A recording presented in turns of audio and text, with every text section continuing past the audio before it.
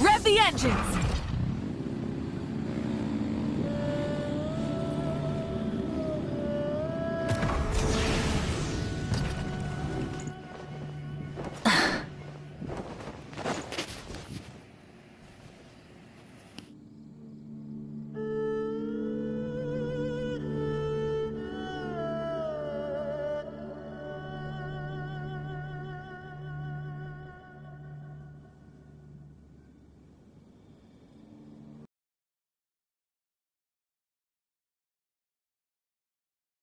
And humans are the same.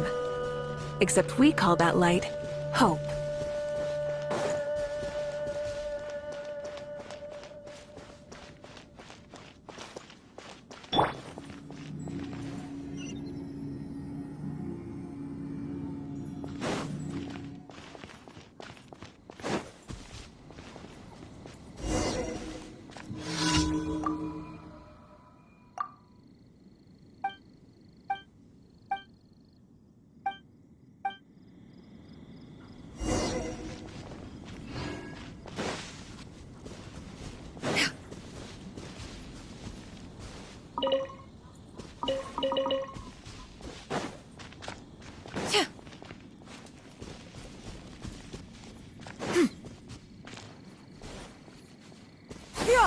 Scatter! Skyward!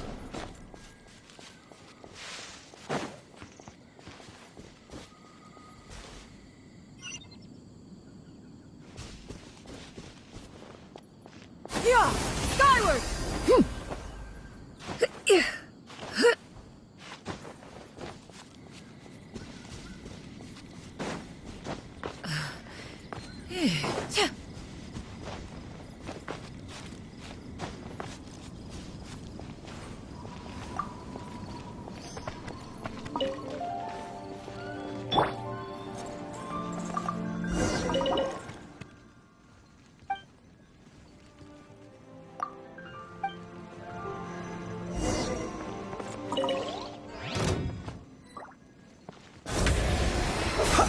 Observe.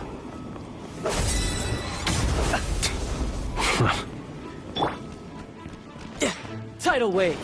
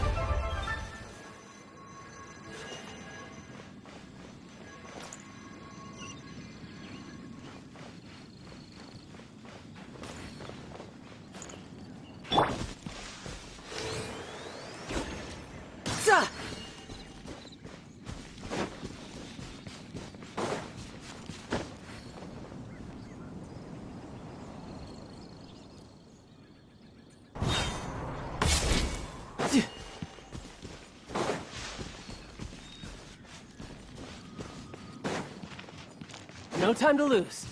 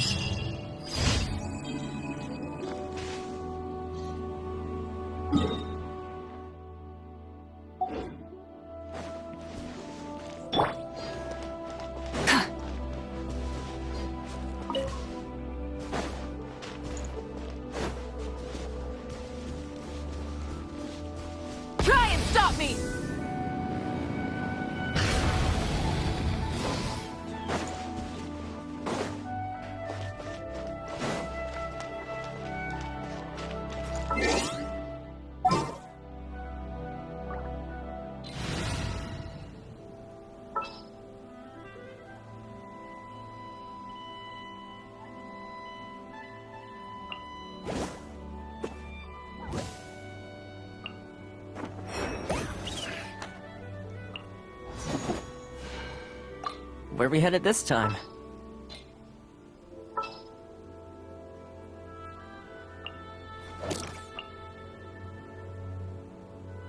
We may leave at any time.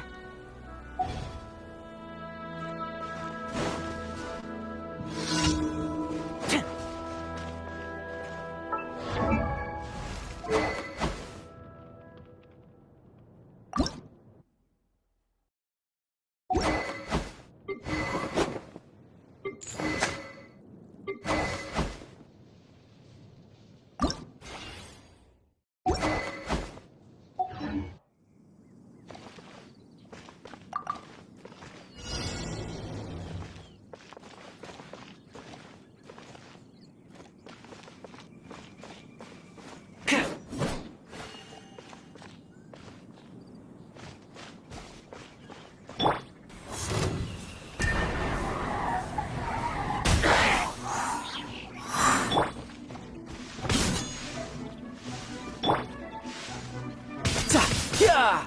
Yeah!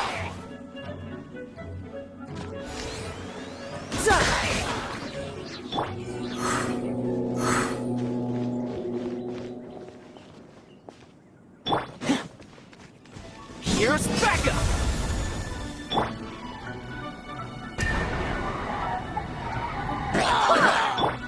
You can run, but you can't hide!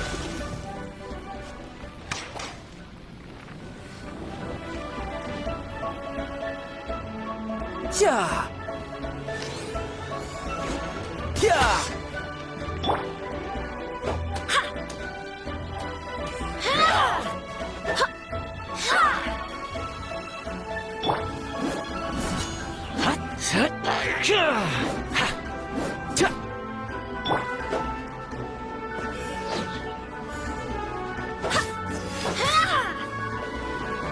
Go and fly!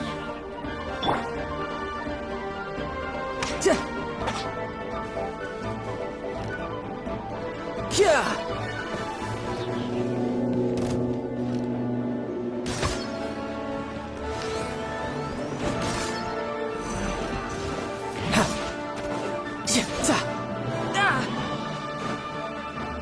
Wind, hear me! Be silent.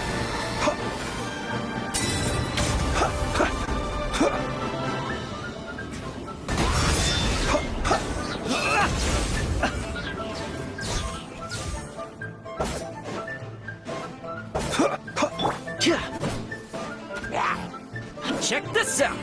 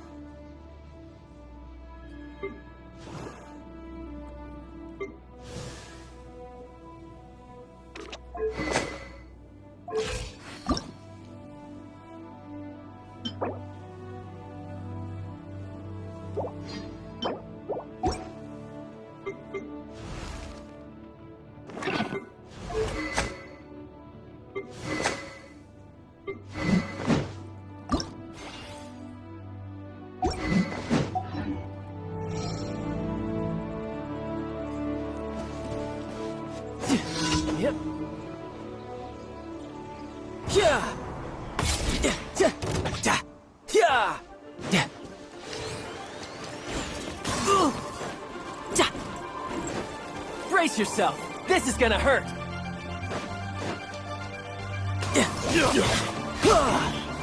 I wasn't done.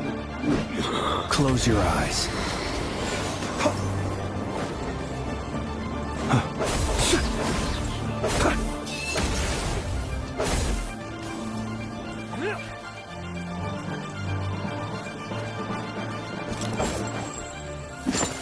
Be silent.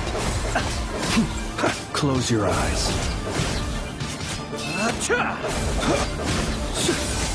Do you fear the dark? Suffocate! I got you. Suffocate!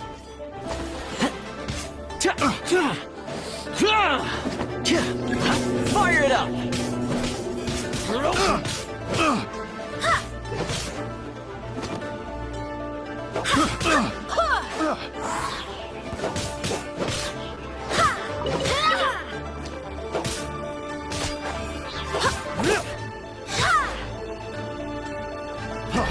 Freeze!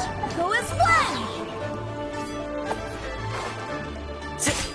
Check this out! I got you covered! Freeze! Be silent.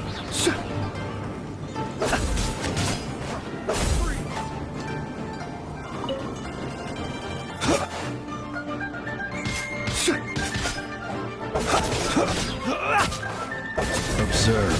Close your eyes.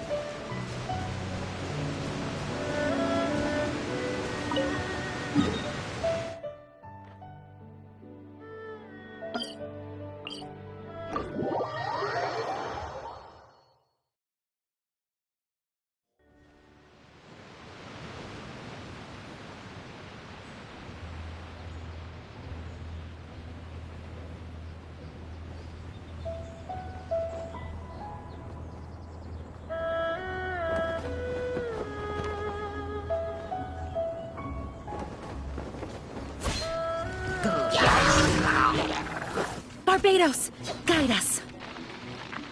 The night cometh. Observe.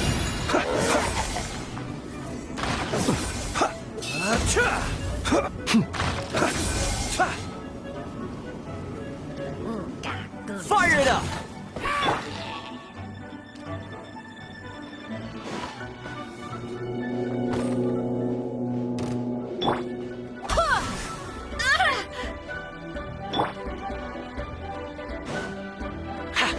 Check this out!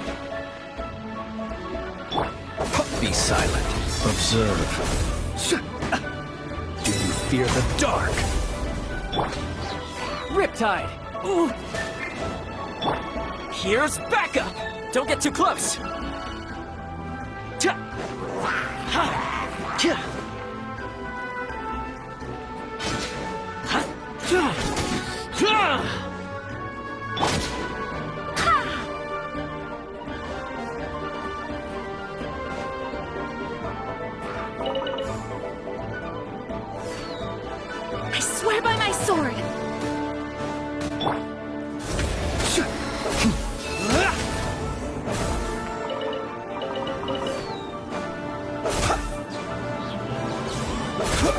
Close your eyes.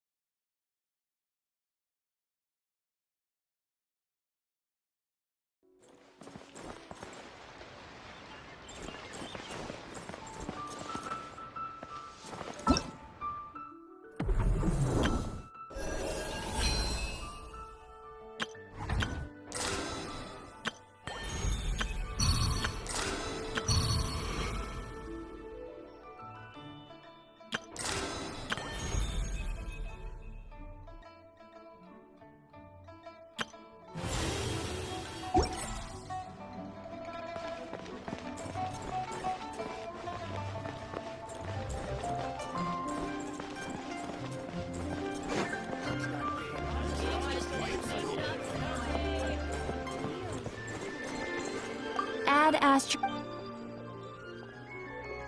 Thank you for. Add Astra.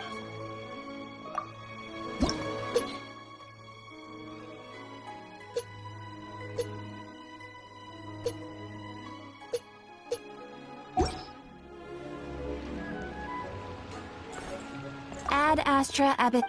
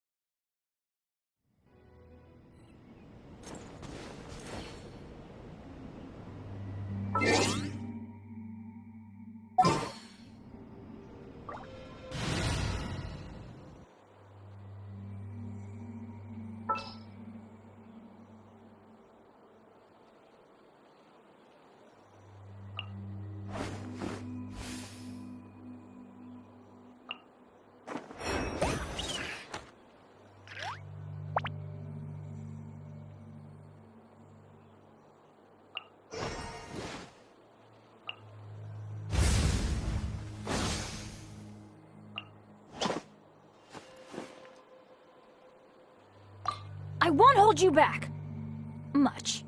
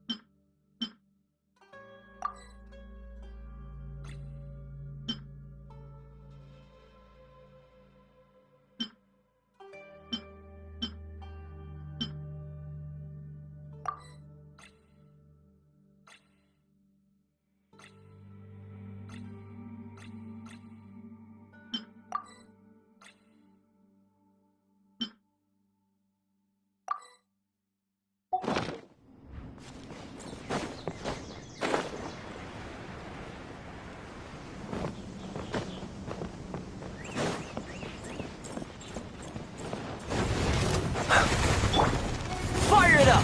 Ha! Yeah. Ha!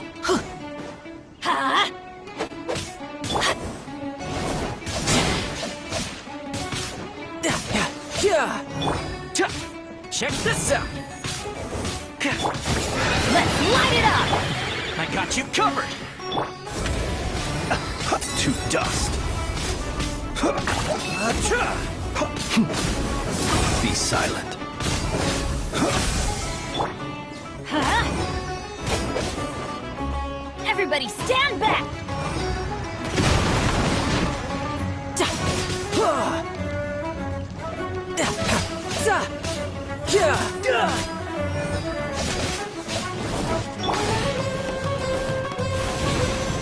Take cover! Fire it up! Observe. Night falls. You can run, but you can't hide!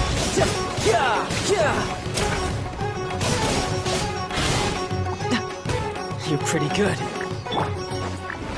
Let's light it up! Don't get too close! Huh? Here's Becca! Ha! Be silent. Close your eyes. Night falls.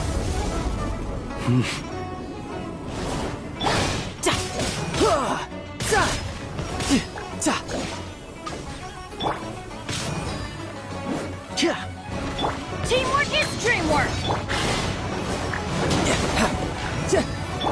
Are you quite finished? Burn no more.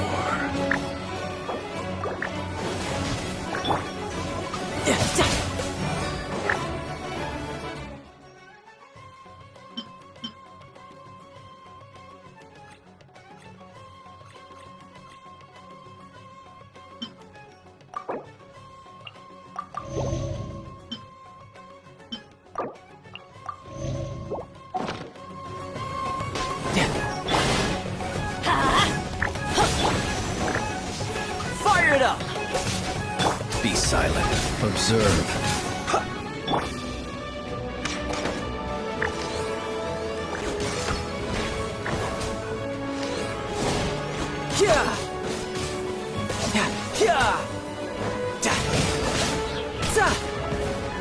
Close your eyes. Check this out! Let's light it up! Didn't see that coming. I got you covered!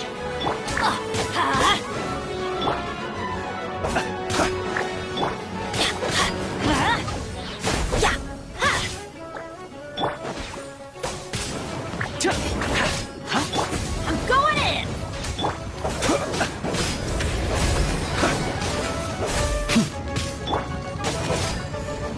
Off we go! Riptide!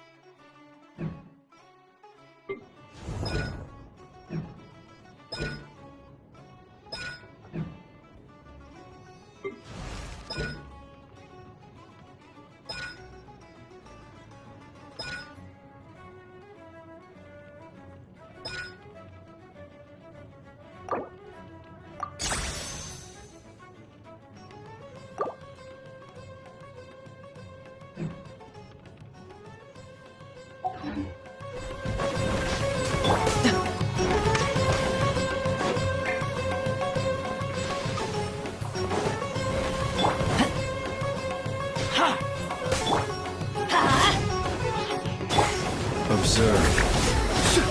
Close your eyes. Do you fear the dark?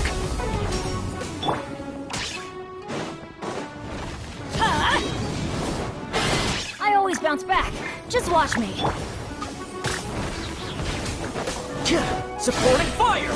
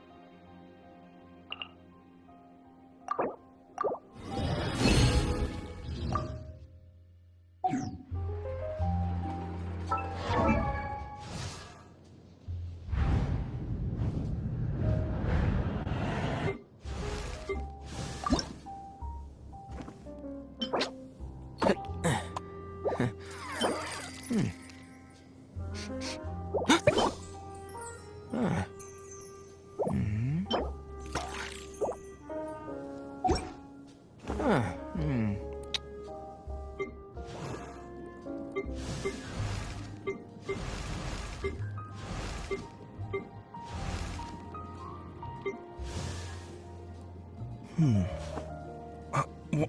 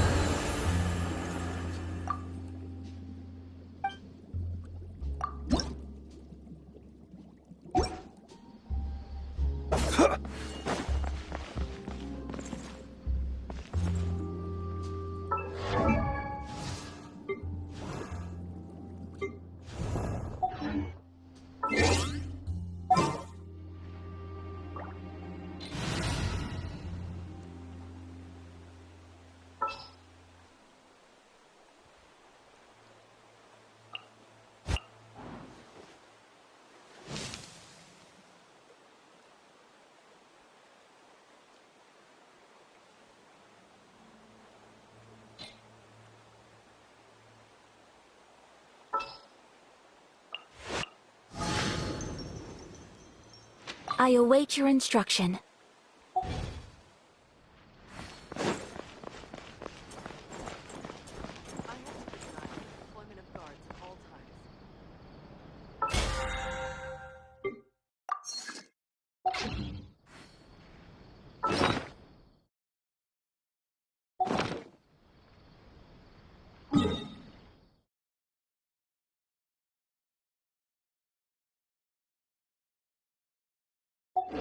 He who wishes to peer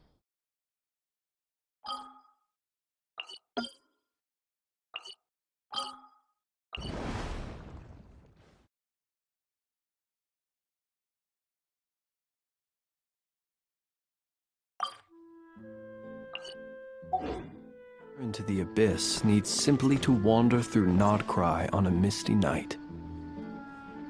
The march of the wild hunt will be sure.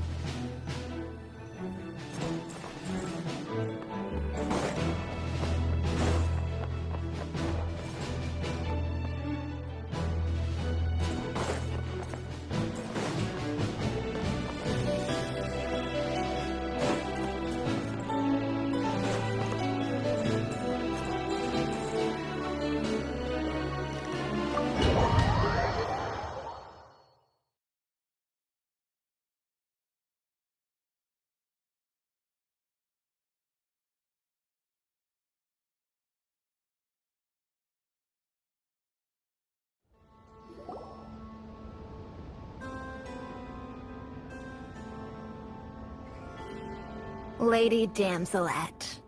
Wait, and you two? What are you doing at the Kuvaki Experimental Design Bureau? We've been doing our best to mind our own business lately. But if you're just gonna waltz up here like this, you're seriously pressing your luck. Don't blame us for doing what we have to. Huh. You really think that's gonna scare us off? We're not looking for any trouble. I just want to see Zandrone. Do I need to remind you that you're still a wanted fugitive for deserting us?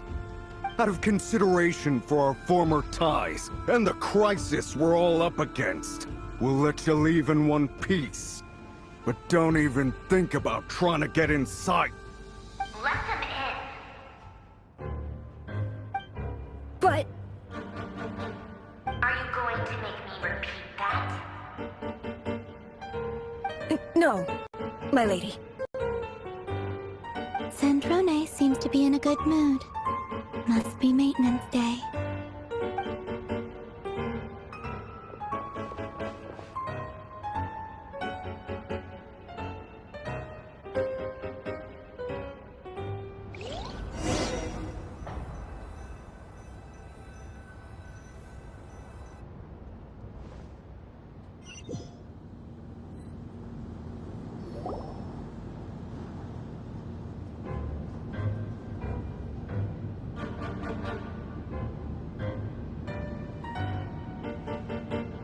So tell me, to what do I owe the honor this time? actually, before you answer that. Just so we're clear, we're not colleagues anymore, Columbina.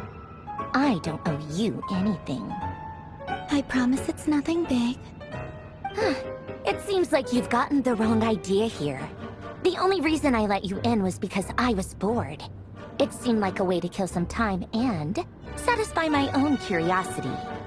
Whatever miscalculations I may or may not have made in the past, I haven't lost the plot enough to even consider sticking my neck out for your sakes. I'd like to speak with Arlecchino. What? Huh? You mean the knave? I'd like to speak with Arlecchino. Is she in Nodcry? No, she's not. Once the work on this facility was completed, she went back with the Rooster and Regrator. The only ones in Nodcry are me and... What is it you need to speak to her about anyway? Rerir is hunting me. If I'm going to face him, I must first retrieve the lost moon.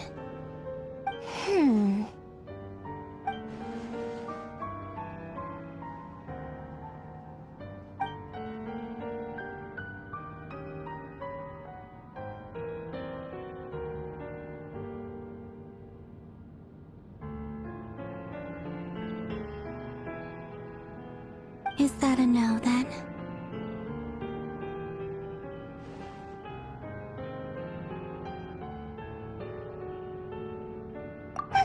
As if I need reminding. I was this close to settling things with him before someone decided to whisk me away to their weird little garden.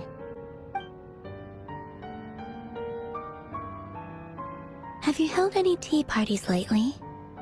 Tea parties? Yeah, obviously. You don't seriously think we'd pack it all in just because you aren't here. If anything, they've been more eventful than ever. Just me, Arlecchino, and a bunch of insolent, insensitive guests who won't stop asking where you've gone. Oh, they've been a real joy. I bet you served them the worst tea you have. Just like you used to do to me when I upset you. Who cares about how good the tea is when there's no one around to drink it? I keep losing people. First Rosaline, now you.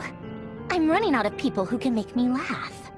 Honestly, what could be more ridiculous than the multi-centenarian goddess, who's only ever had the plain herbal tea she received as offerings? You'd always brew a different type of tea for me each time. Was it really just to see how I'd react?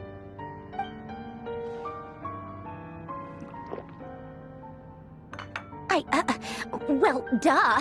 Why else? Watching you squirm was practically my only form of entertainment.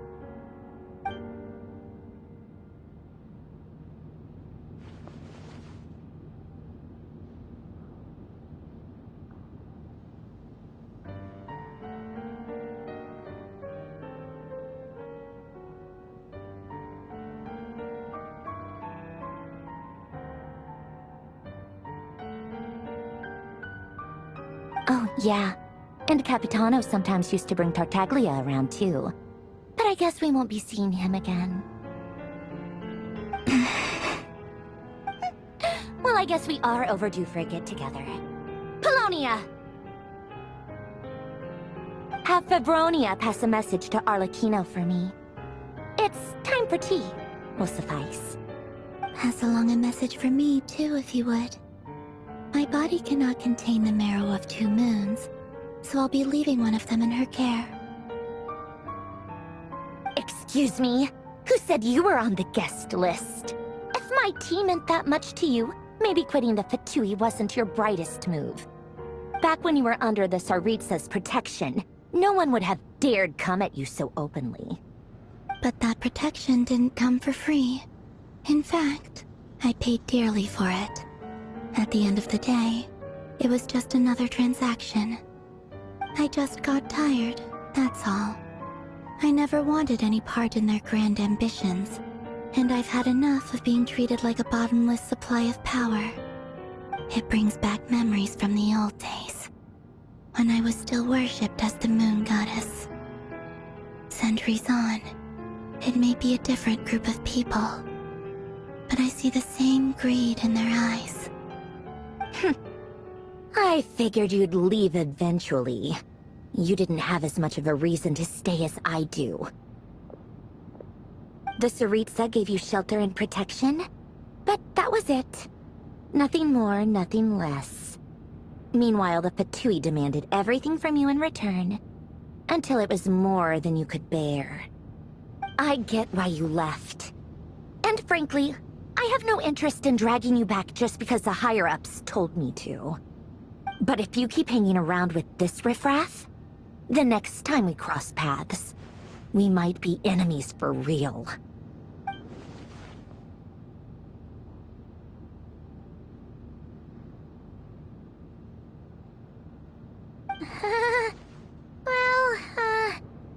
Guess that's our cue to leave.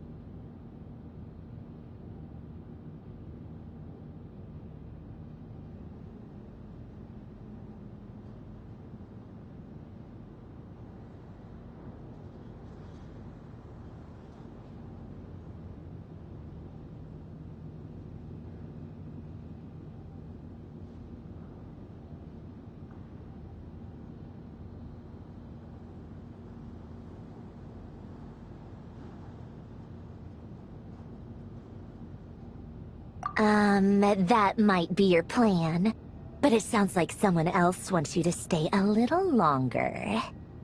Huh? What do you mean? Listen.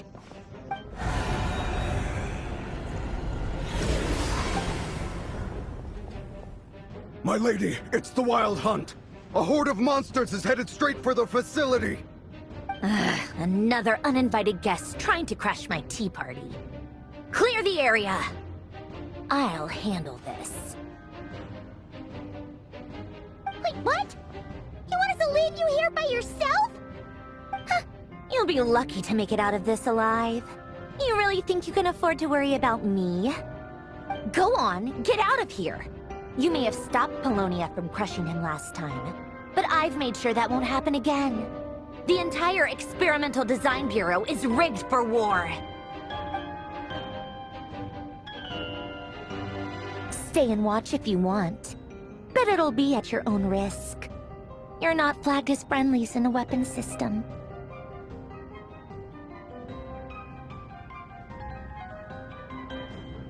Don't tell me what to do!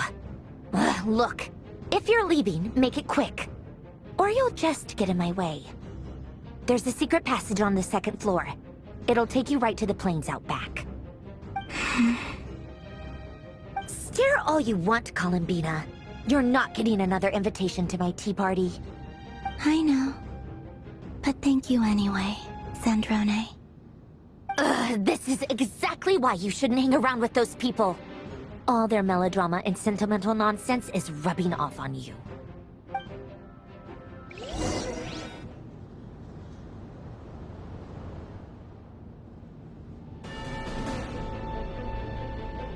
Come on then, Mr. Ray here. Let's pick up where we left off. It's your Wild Hunt monstrosities versus my beautiful creations. Let's see who comes out on top.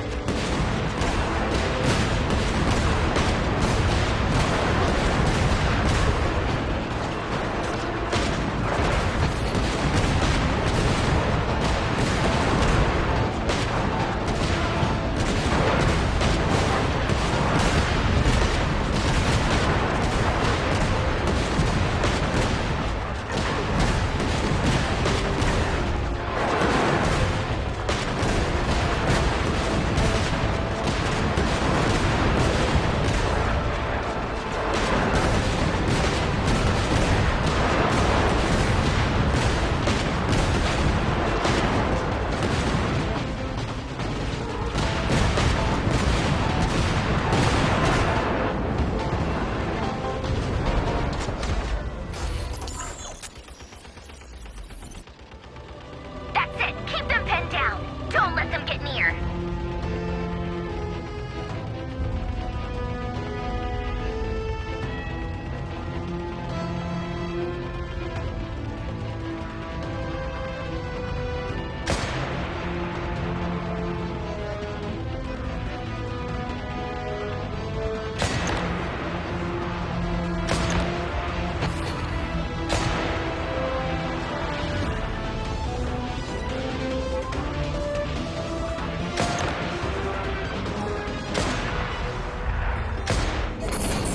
Rotate out.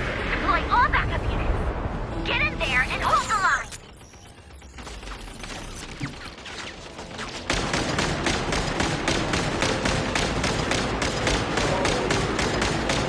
There wouldn't be than I thought. Whatever. This is where the real fun begins.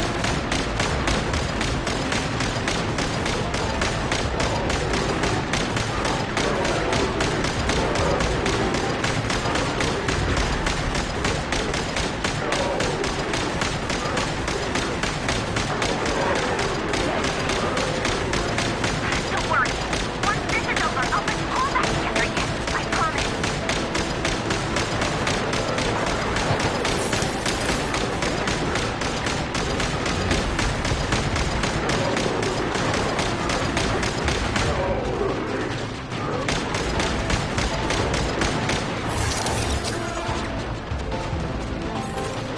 Finally, the Ranger himself. Time to... Huh? Where'd he go? Uh-oh.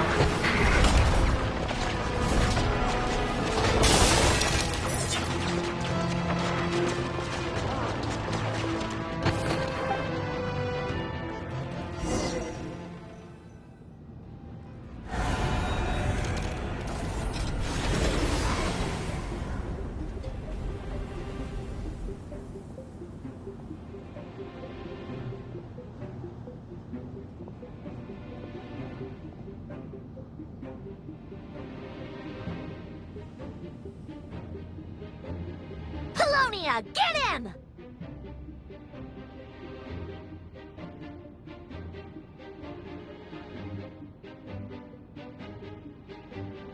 I've upgraded Polonia again since our last encounter, and uploaded every last scrap of your data. So let's finish this, once and for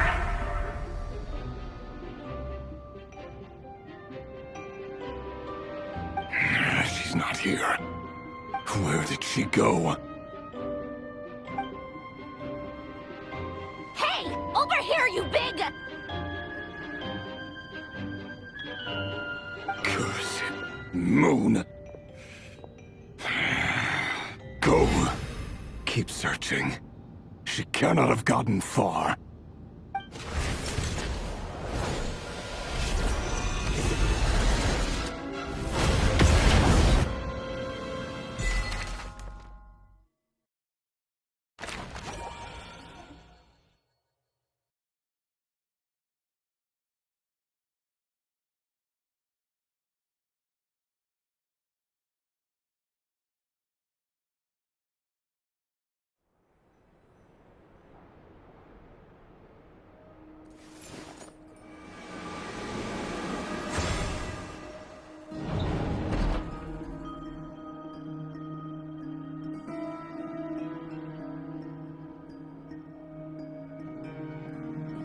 So this is your method for investigating Rarir's past. It almost looks like some kind of ceremony. Good deduction. But it's quite a different affair from what you're used to with the Frost Moon Scions. Whoa! First time I've ever been in here. Boss always said it was off limits, so I pictured some kind of creepy dungeon. But it's actually kinda nice. Oh, I guess this must be Sumero decor? That's where Boss is from. And that nice shopkeeper who sold me my treasure compass.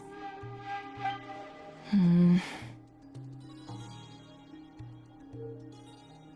not sure exactly what you've got planned, but it looks like you're all set. When do we begin? Whenever we wish. But for some reason, I've got a feeling this isn't going to end well. I've never faced Rerir myself, but from what you've told me, his power is beyond anything I could imagine. I, on the other hand, am just an ordinary businesswoman. Our paths should never have crossed, yet here I am, forced to make an enemy of him. If you ask me, you're about as far from ordinary as it gets. So what are you saying? You're getting cold feet? Once I take a job, there's no backing out. Still, I have to ask myself if the power I'm relying on will even work on an opponent of this caliber. And also how to make sure I come out of this alive if things spiral out of control. Death is the one thing we can take for granted. It is the great equalizer, however fortunate or unfortunate we may otherwise be. So it's important to consider how to spend what lifespan we have left. Come on, boss. Lighten up. Quit talking about death. It's bad luck.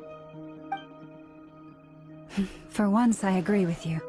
When you're up against a foe like Rerir, there's no such thing as being too prepared. Is there anything I can do to help? That won't be necessary. I've already made up my mind.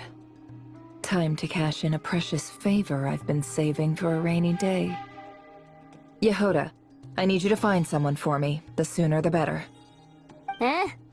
Find who?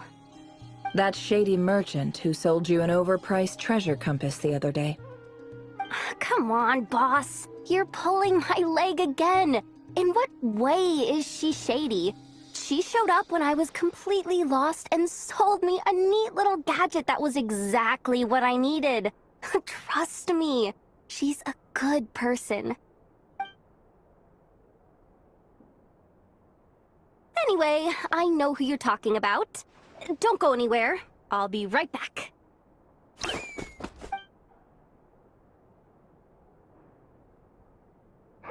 Quit grabbing me. I genuinely can't run any further.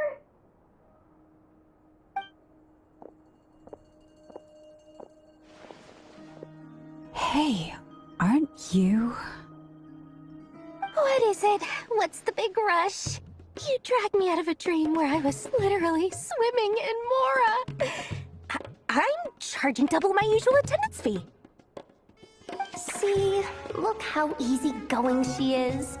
After that rude awakening, she could have completely snapped at us. But instead, she kept it together and just asked for an extra fee. Dori Sangama Bay? I never would have pictured you two doing business together.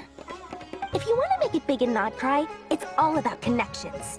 Lady Nefer just so happens to have a lot of intel that interests me. And she also did me a big favor in the past. It was back when I first arrived in Not Cry. My trusty assistant, the genie in my lamp, had an adverse reaction to the Kuvaki and fainted. And wouldn't you know it, that's when I suddenly find myself in a life-or-death situation. Good thing my compatriot was there to swoop in and save the day. I've been giving her a 30% discount off all of my goods ever since. Now, so that no one here feels left out, I'm willing to extend a 20% discount to fellow friends of Boss Nefer. Plus, any other friends you send my way will enjoy 10% off. What can I say? The great Lord Sangama Bay is nothing if not generous. So, let me guess. You've run into some trouble? I've got everything you could possibly need. And the more you buy, the more you'll save. You guessed correctly. What have you got in the way of survival gear? The one type of gear I've never been short on. What are you looking for? A jetpack fresh from the Academia's labs? An ancient suit of armor dredged up from the bottom of the sea? At the very least, I need to know what kind of opponent you're dealing with here. If even you're worried about staying alive. What if I told you it's someone with the power to bring a nation to its knees? Is that so? Then we really are talking top-shelf treasures. I don't have anything like that in stock right now. I'll have to ask my supplier. Your supplier? A powerful woman, make no mistake. I can't reveal her identity, but luckily for you, I hear she's planning to visit Notcry in the near future. If you're willing to wait, I can ask her when she's here. Can't say exactly how long that'll be, though. Then, let me put it another way. What would you do if you encountered an enemy like that? Roll over and serve yourself up on a silver platter? Of course not! I have a handy little trinket from one of my generous suppliers, which... Hold on. What exactly are you getting at? No, no! This is for my personal use only! Let's just say I'm borrowing it, all right? Just for insurance purposes. You'll get it back later. Favors are the worst kind of debt to owe, and now you've got a chance to repay one. A win-win situation, don't you think? Fine. You can borrow it for 5 days. No, make that 3.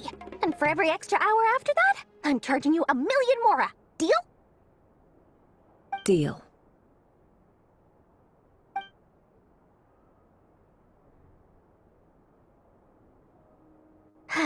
What a way to start the day.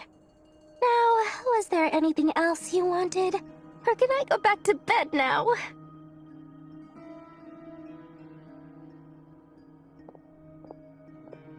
That will be all. Take care now. Don't trip up on your way back, friend. See you later! You're my favorite shopkeeper.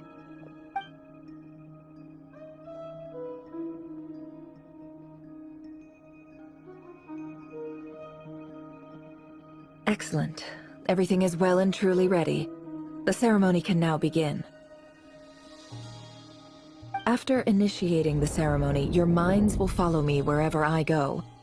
You will see many strange things in your mind's eye. So remember, don't be frightened, and don't make a sound.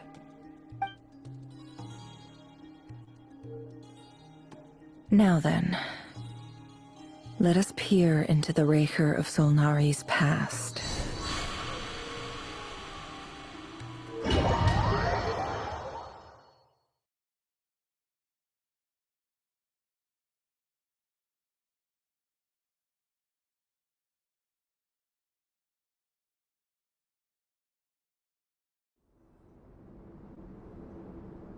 I made it. I don't recognize this style of architecture. Must be Conrian. Simple furnishings, table and chairs. It's a more ordinary house than I might have expected. Looks like the fearsome Raker of Solnari came from surprisingly humble beginnings. Unless this passed for luxury in Conria. Unlikely. It was said to be a very prosperous nation in its heyday. Anyway, I'll keep exploring.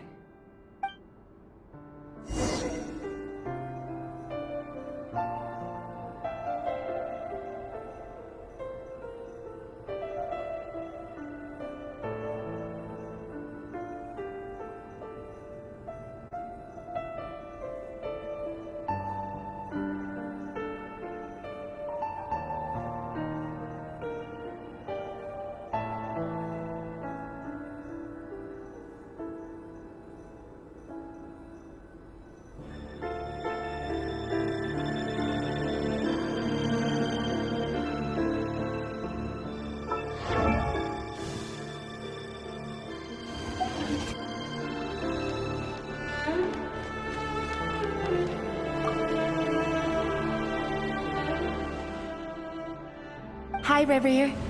Since you're working extra hours tonight, I thought I'd keep myself busy by checking out that new kebab shop. I've heard good things about their menu. I'll test it out, and if it's as good as everyone's saying, let's go back together sometime. P.S. New stash from the Universitas Magistrorum. I brought some goodies home. A few teacups and a pin rack. Hope you like them. They didn't sign their name, but they must have been close. Sounds like they were living together.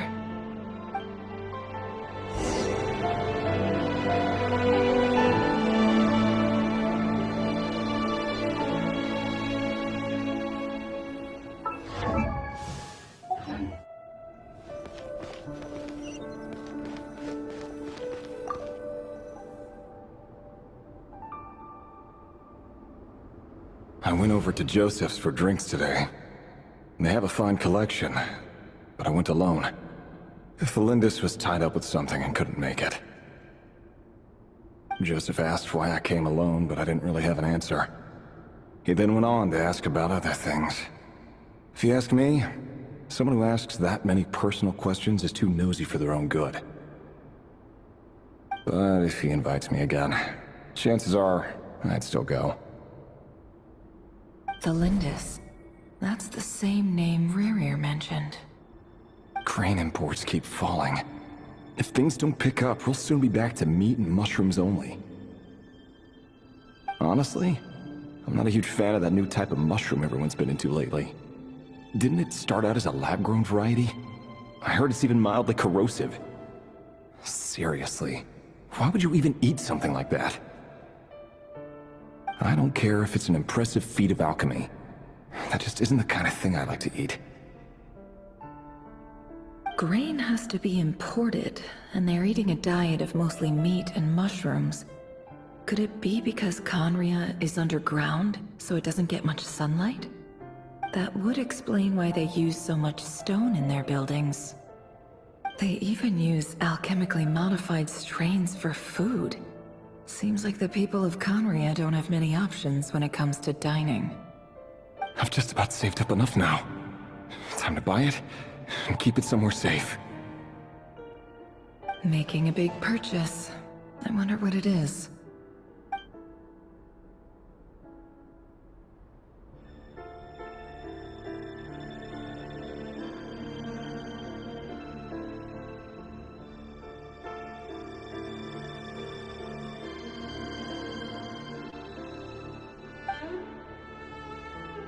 He really is a professional. No, despite what he's become, it seems...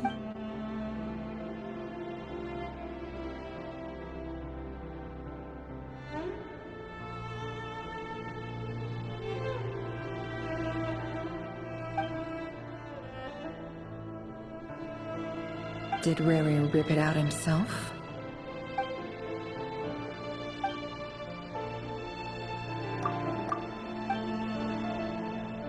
Before I met you, I was convinced that my heart was nothing more than a stagnant pool. The burial place of a fallen moon. A withered, windless grove where the waters rested forever unrippled. It was you who helped me see that my heart hadn't entirely withered away. That it could still beat to the rhythm of love. This is just trivial sentimentality from the looks of it. Why would he go to the trouble of hiding that? The burial place of a fallen moon.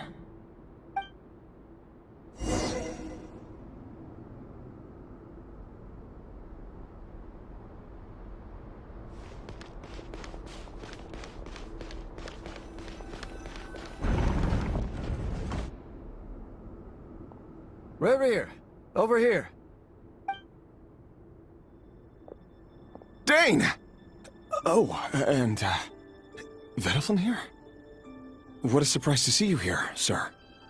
Hello there, Rerir. You need not address me so formally outside of court. He doesn't get that much free time, so I invited him over for a drink. Even the court prophet deserves a break every now and then, right? Well, I'm flattered.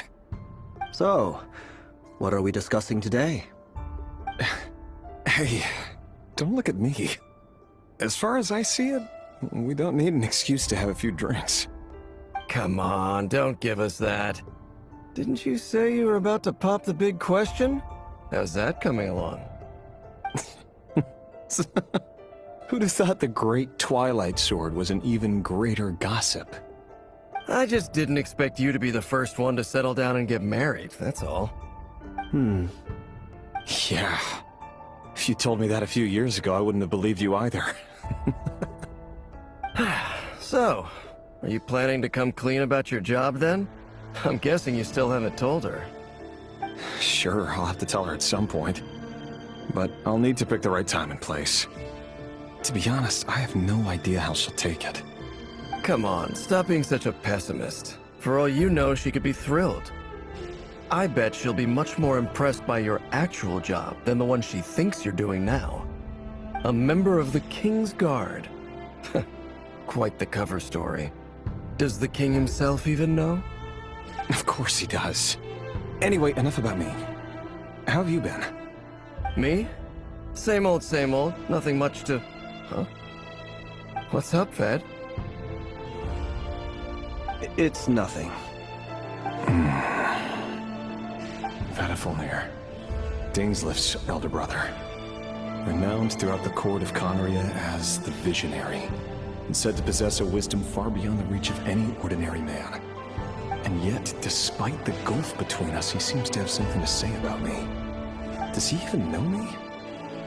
Does he see me as a friend of his brother, or just another of the Vinster King's blades? Why did he react so strongly? Was it really to do with what we were talking about?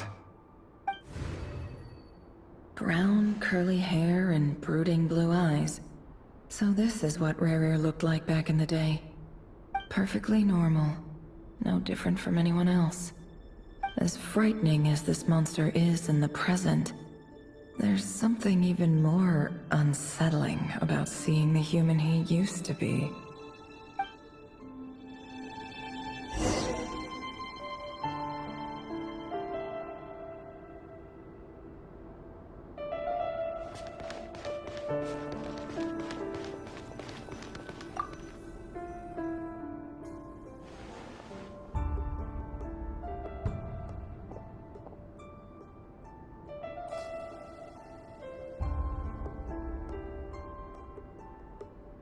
Felindis?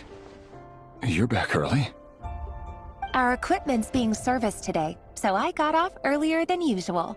How's your day been? Aw, why the long face? Is something the matter? Has your boss been giving you a hard time again? Went for a drink with Dane and the others after work. Isn't that a good thing?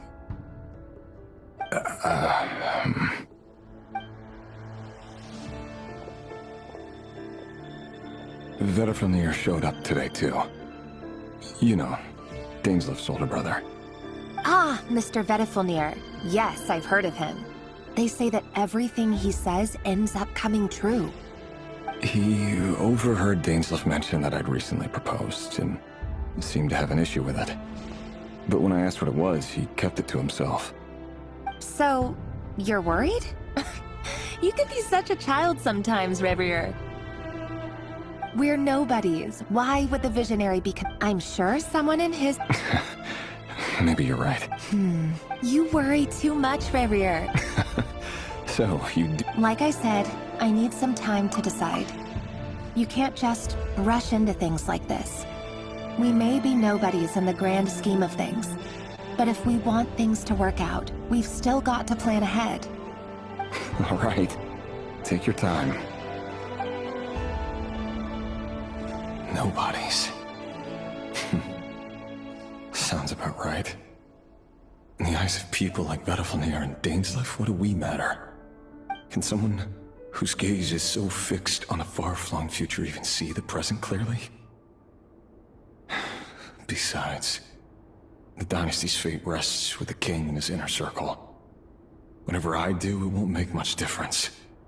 Meanwhile, every idea they come up with and every decision they make, it affects everything. These days, the king is lost in his research, and the purge of the Crimson Moon bloodline grows ever more intense. The opposition tried to speak out, but nothing came of it. And I'm under no illusions as to why. Because we eliminated them and got rid of their bodies. A man can have 1,000 reasons to carry a sword, but there are few good excuses to use it. Yet the king has never even considered a gentler approach, and he never will. What becomes of someone who kills on another's behalf? Can he ever find true peace?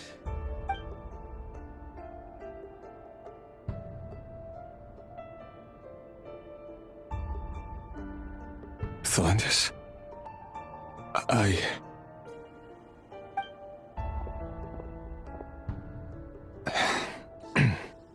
It's nothing.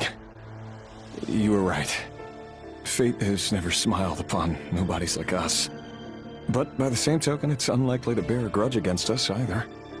There's no reason we can't keep living happily together, cherishing the simple joys of each day as they come. See? You just need to stay positive, Revere. I can feel your warmth, your breath. You're right there, right by my side. Just seeing you makes me happy in a way I can't explain. And that's something that no one could ever take away from me. So smile, my love. Let go of that frown. You're right, Thelindis. I've just been overthinking things. That's better. Getting caught up about things like this will only ruin our evening. Speaking of which, all set for the ball tonight? I need to go get ready. You go ahead. I just have a few things to take care of, then I'll come join you. Even busier than the big shots, huh? Fine, I'll go get started. But don't be late. If you keep me waiting too long, I won't be a happy bunny. Relax. I'll be there. Seriously, though, you drive a hard bargain. You're really gonna leave my proposal hanging and still expect— Well, that goes without saying. Besides, they're too— All right. White outfit it is. It seems like Rerir was deliberately hiding his ties to the intelligence services by giving the impression that he was just an ordinary member of the Vinster King's Guard. He clearly doesn't want his would-be fiancée to know about his other life. Then again, that's hardly surprising. People in the intelligence trade rarely do. Who'd have thought we were in the same line of work? Let's dig a little deeper.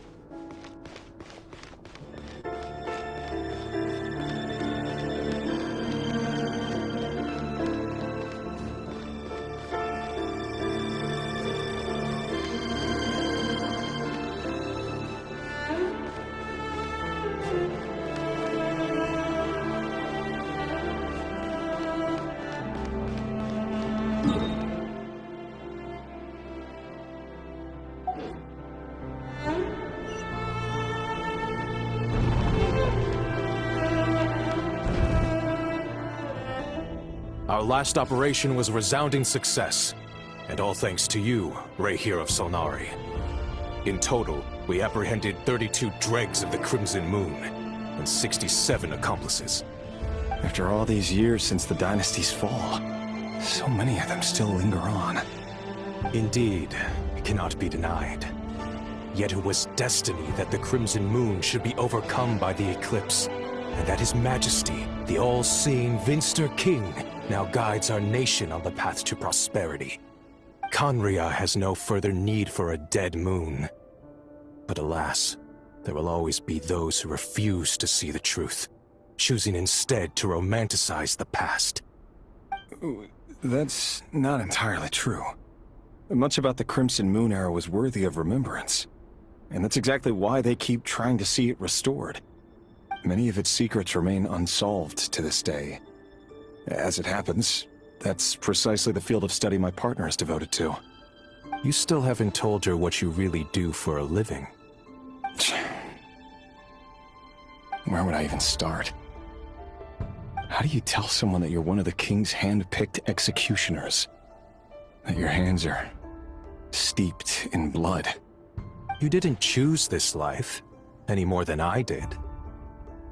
Orphans like us don't get a say. But I'll sure as heck be the one to pay for it. Speaking of which, We need to be more rigorous in the way we identify direct descendants of the Crimson Moon. Someone, it seems, has strong opinions about my future plans. Most likely my marriage in particular. I have a feeling that we may soon become targets of the Crimson Moon's retribution. Your concerns are not unfounded. They've taken out many of our colleagues these past few years, and for that very reason. These are no helpless lambs we're leading to the slaughter. They're wolves in sheep's clothing. Take care, Rayhir of Solnari. I look forward to toasting you at your wedding. Thanks, Thorkel.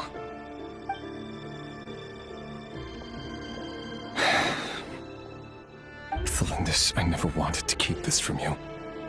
You're the last person I would ever want to lie to.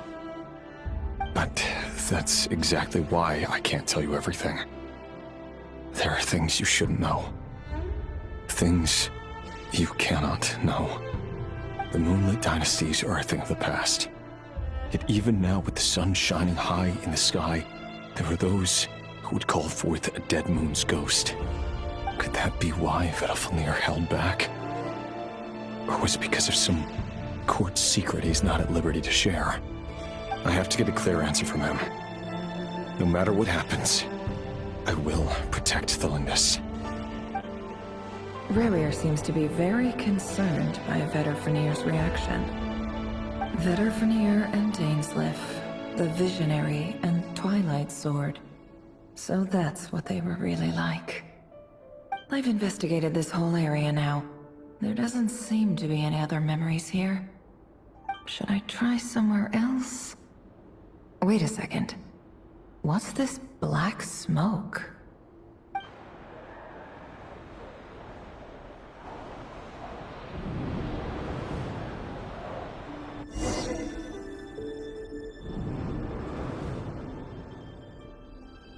So, he's late after all. Just you wait, Rarier. You're in for it. Big time. Are you waiting for someone, ma'am? Could I tempt you into buying some flowers? Oh, sure. Pick me out a pretty bunch if you would. Thank you. But I'm afraid none of them are as pretty as you. For someone so young, you sure have a way with words, don't you? I'm only telling the truth. Look me in the eyes. You'll see I'm not lying. May we have a word in private? Who are you? And what do you want? It doesn't matter who I am. Too many of our kind have fallen lately, so I decided to take the risk of reaching out. Not long ago, the Rayhir of Solnari led an assault on one of our strongholds. We suffered many casualties, and many who came to our aid lost their lives as well. Sorry, I don't know why you're telling me this. And I don't want to get involved. Wait, hear me out. This time we finally got a clear look at his face and learned his true identity. His name is Rarier, and he claims to be one of the King's Guards. What did you say? A cruel irony, isn't it? The man you're set to marry leads a double life as a brutal executioner. But surely, you must have caught a whiff of the blood on his hands. Why are you telling me all of this now? Simple. It's because... How strange. Rarier couldn't possibly know what happened. Why would her memories appear in his... The ceremony won't last much.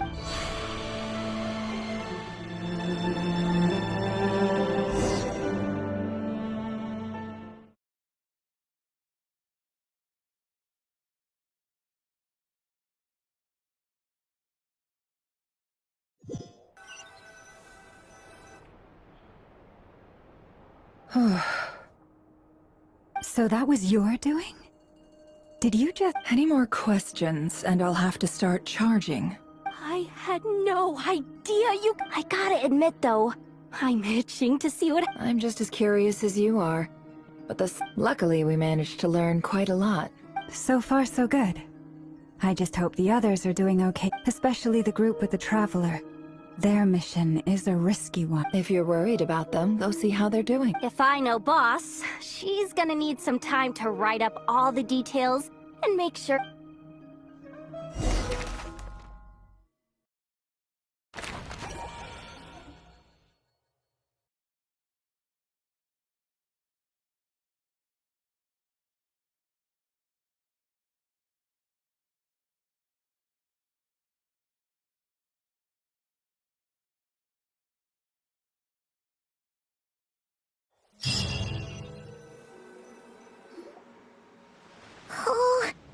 been prowling around for nearly 2 days now.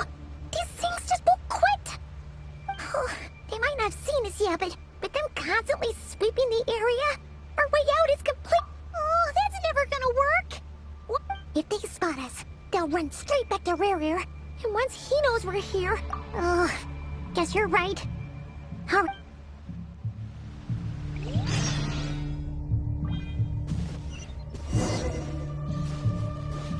Quick, hide! We almost got spotted! Phew! That was a close call.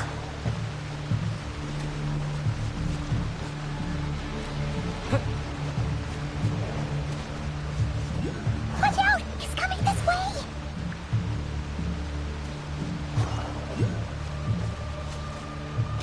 Keep going. We're nearly there. This is the final hurdle.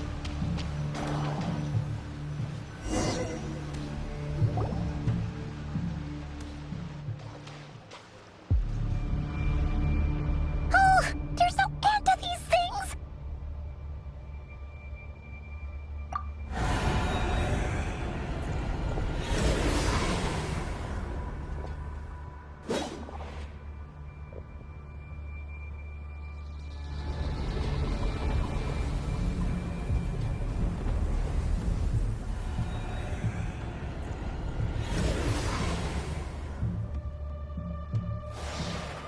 Fire. Fire? Wait, what's that smell? Oh no, there's a fire!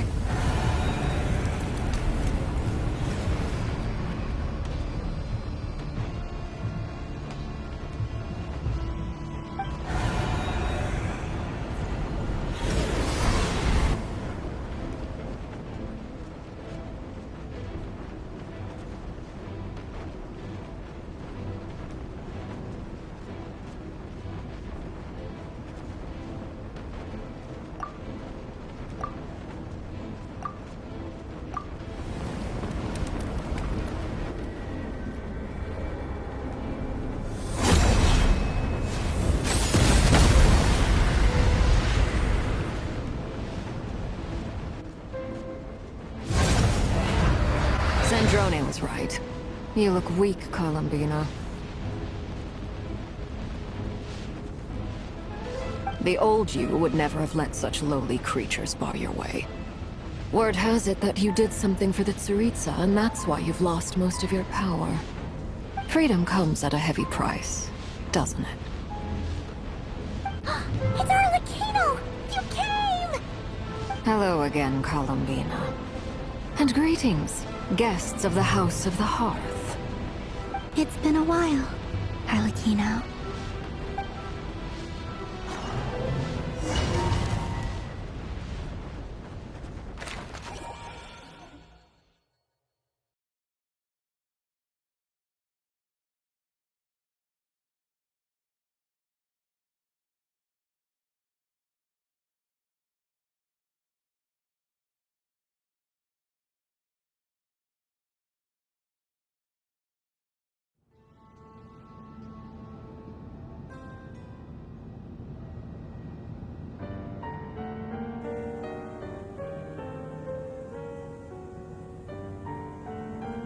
Stupid right here of stupid Solnari. Ugh, whatever! I've got all the data I need. Next time we meet, you're finished.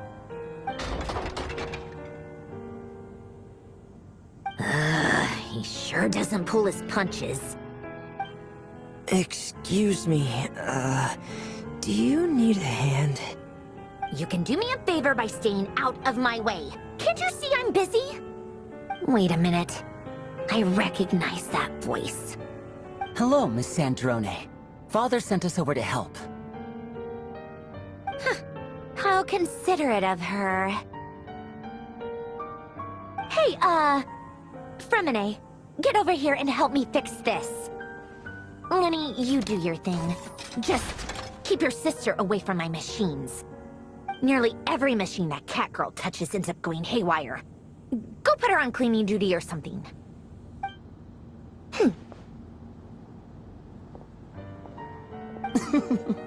Then we'll leave this place to you. You've got it. Wait a second. Pretty sure there's still some tea in the cupboard. If you want some, you'll have to make it yourselves.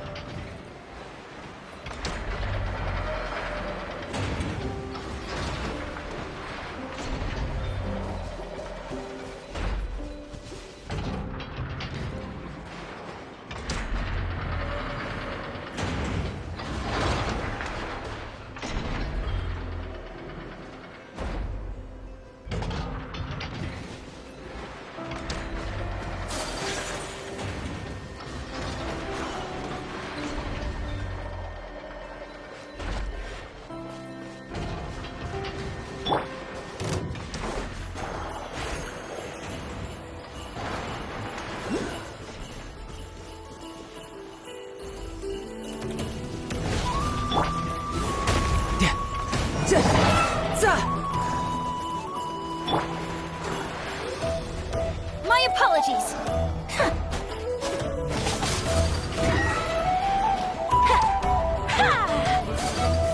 Unthinkable. Observe.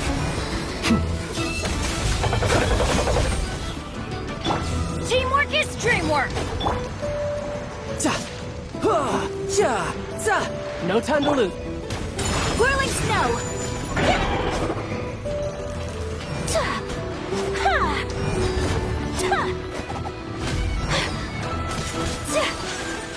My apologies.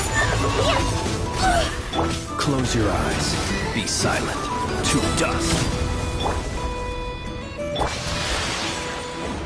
Sakura swirl.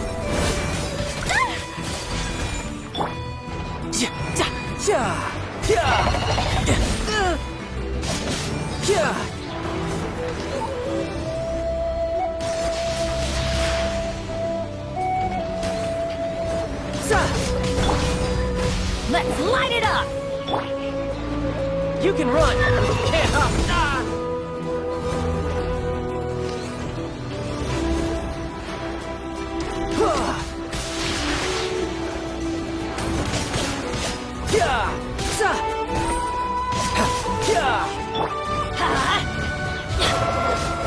Close your eyes.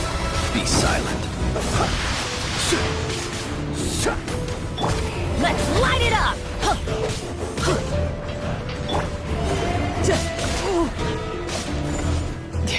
This is getting interesting. So rude. Observe. Be silent.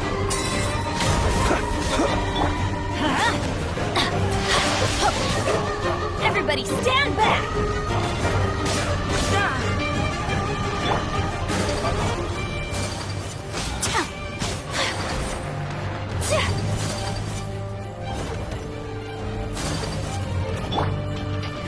Observe.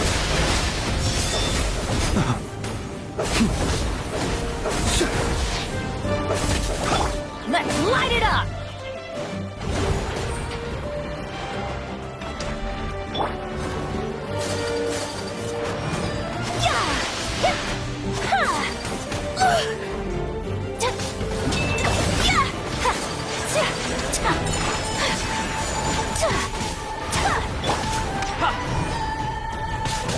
Embrace the ice! Close your eyes. Be silent.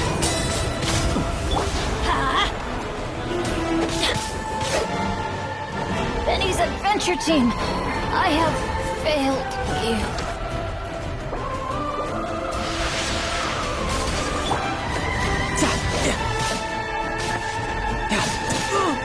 No time to lose. Whirling snow! Ha! Yeah! Riptide!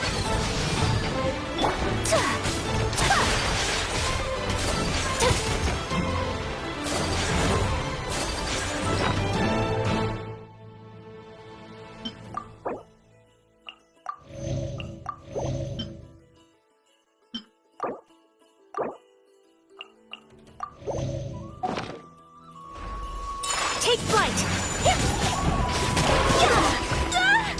Observe.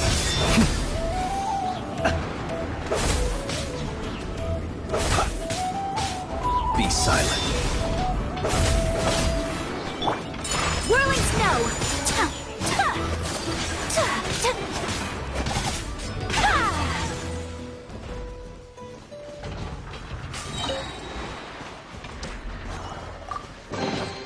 I shall treasure this good fortune.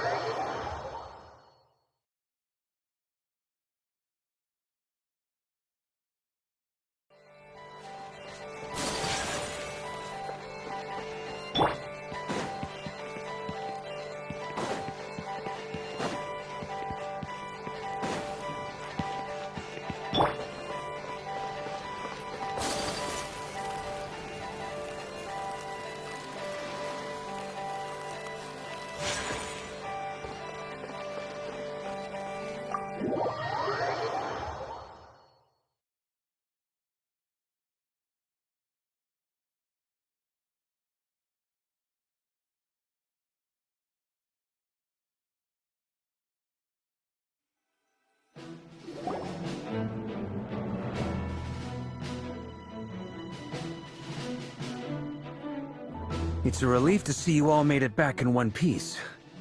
Huh? Feels like there's quite a few people missing. Where's Flint's and the others? And what about Nefer? I returned ahead of them. Flint is helping Aino and Anefa to set up the decoys and buy us some time. As for Miss Nefer... Boss is still wrapping things up on her end. She sent us back to fill you all in on the top secret intel we've been gathering. I see. Then let's get right into it. But first, who do we have here? You brought someone else in to help? Greetings. I was invited here to help as a longtime Tea Party companion of Columbina's.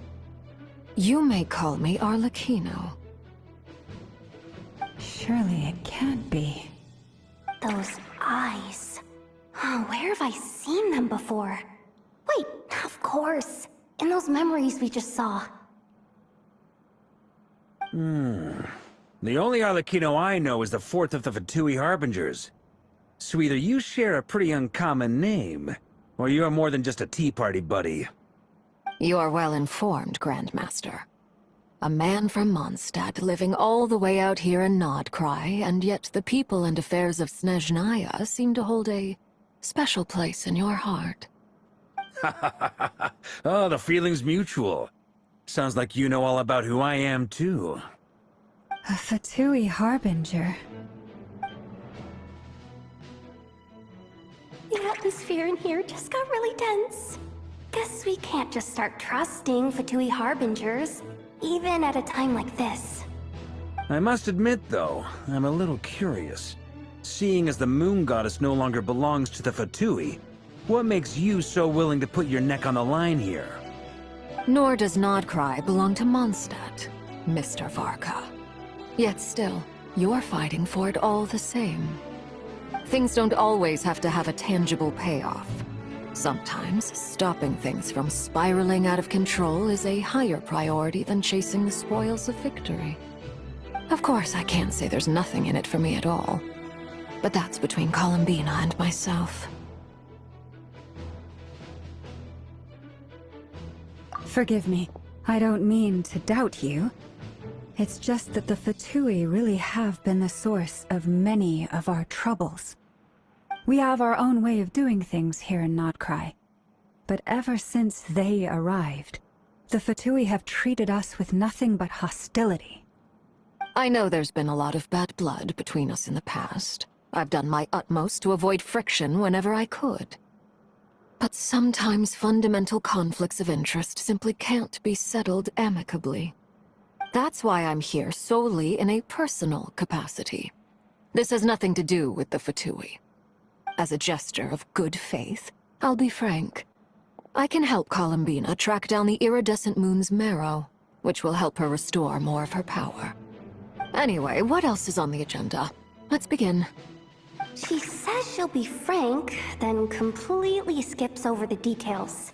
Looks like she doesn't want to give away too many secrets after all. But she clearly wants to change the subject. It'd be awkward if I tried to bring it up again now. I guess we'll just have to go along with it. She's the fourth of the Fatui Harbingers after all. One look and you can tell she's not someone you'd want to mess with.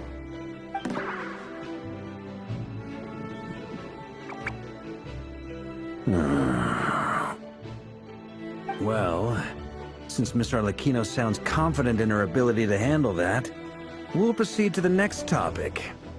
Yehoda, time to share that top-secret intel. Alright, listen up everyone. First, we now know that Rerir was originally a Conrian secret agent whose primary mission was to hunt down and assassinate the so-called Dregs of the Crimson Moon.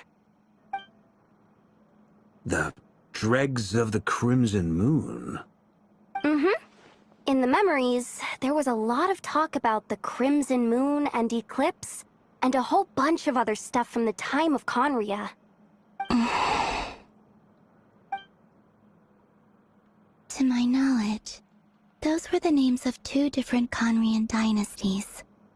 Long, long ago, it is said that the people of Conria worshipped the Crimson Moon, drawing a mysterious power from its reflection. But one day, a coup saw the Crimson Moon eclipsed, hence the name of the new dynasty that replaced it, and how it became the new emblem of Conria.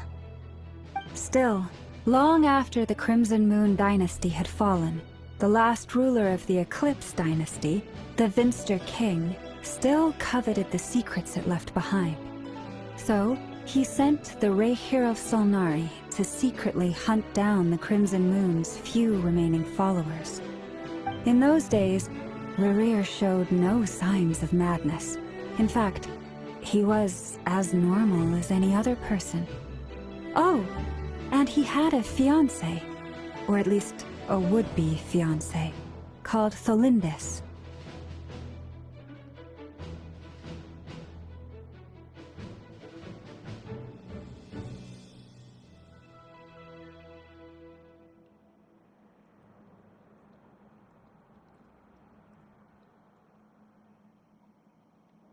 What's the matter?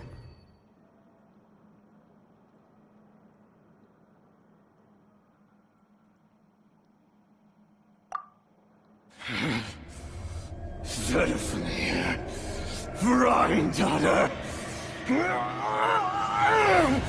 Flinders.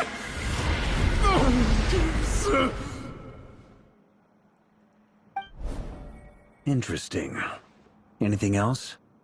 What about this would-be fiancé? Well, she was a researcher at the Universitas Magistrorum, but it felt like she was hiding some kind of secret. Oh, and one more thing. For some reason... Well, no shortage of potential leads, I'll give you that. The Lindis, it seems, must have been the one thing in this world that he couldn't let go of. Tell me, though, were these pure-blood Connorians we're talking about here? Why do you need to know that? Hold on. If she was a pure-blood Conrian...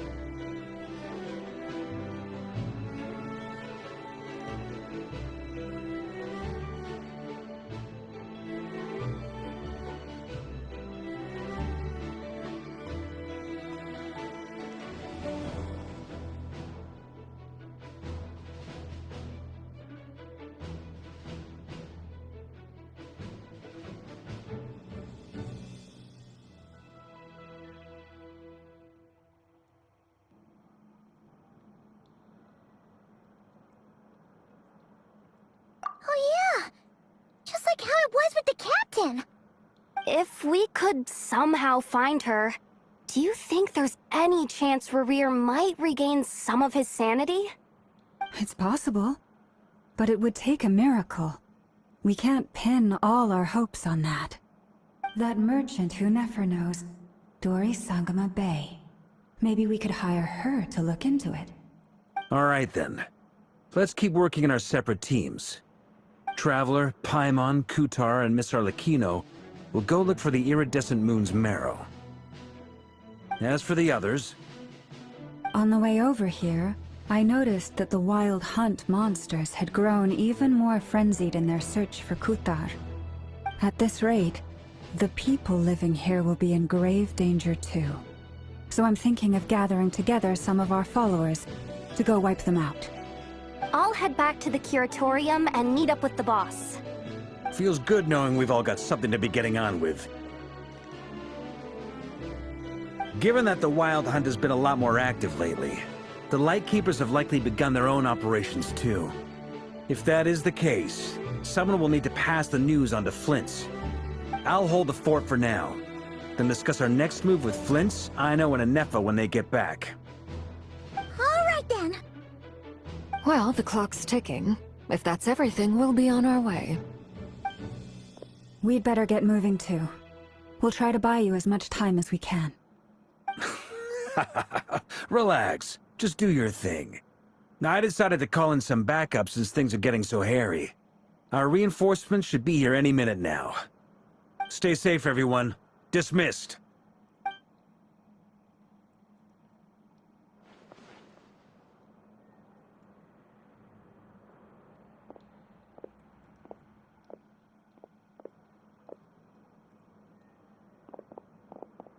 We're back.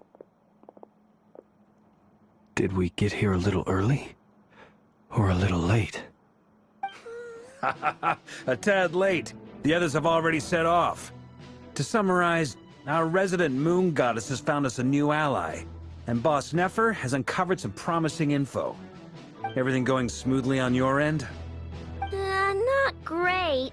I don't know how long we can stall them for. The decoys are getting taken out way faster than we imagined. I'm gonna make some more later, but I need a timeout first. I'm so tired right now. Oh, right! Inefa, could you fill in Uncle Varka on what we just discussed with Flint's? Sure. Uncle Varka, you previously told us about how when you went to investigate a source of the Wild Hunt in Amsvartnir, you discovered that it was just a diversion. But according to Flint's intel, several outbreaks of the Wild Hunt had already occurred in Nodcry in the period leading up to that. That was before Rerir had regained his body, when he was far from regaining his full strength. In other words, in theory at least, he still lacked the means to act in two places at once. Flint's, with everything that's been happening, the Lightkeepers across Nodcry are rallying to fight back against the Wild Hunt. They're gonna need your help. I know, I'm sure you're capable of coming up with something far more effective than decoys. But for now, you should stay here and get some rest. and Effa and I will head back over to Amsfartnir to see if there's anything I missed. I told you Uncle Varka would say that, didn't I? A deal's a deal. Not a word about my snack intake for the next week. Database updated. Reliability of Aino's predictions increased. What does that mean? They were betting on how you'd respond after hearing their intel. It's the obvious choice, isn't it? That's hardly worth betting on. We already decided that Ineffa should go investigate the situation over at Amsfartnir on her own. You might as well stay here and keep watch. Someone needs to hang back and oversee our strategy meetings. And besides, you still haven't fully recovered from ambushing Rerir. So I've ended up with the easiest assignment. Well, I appreciate it, everyone. See you when you get back.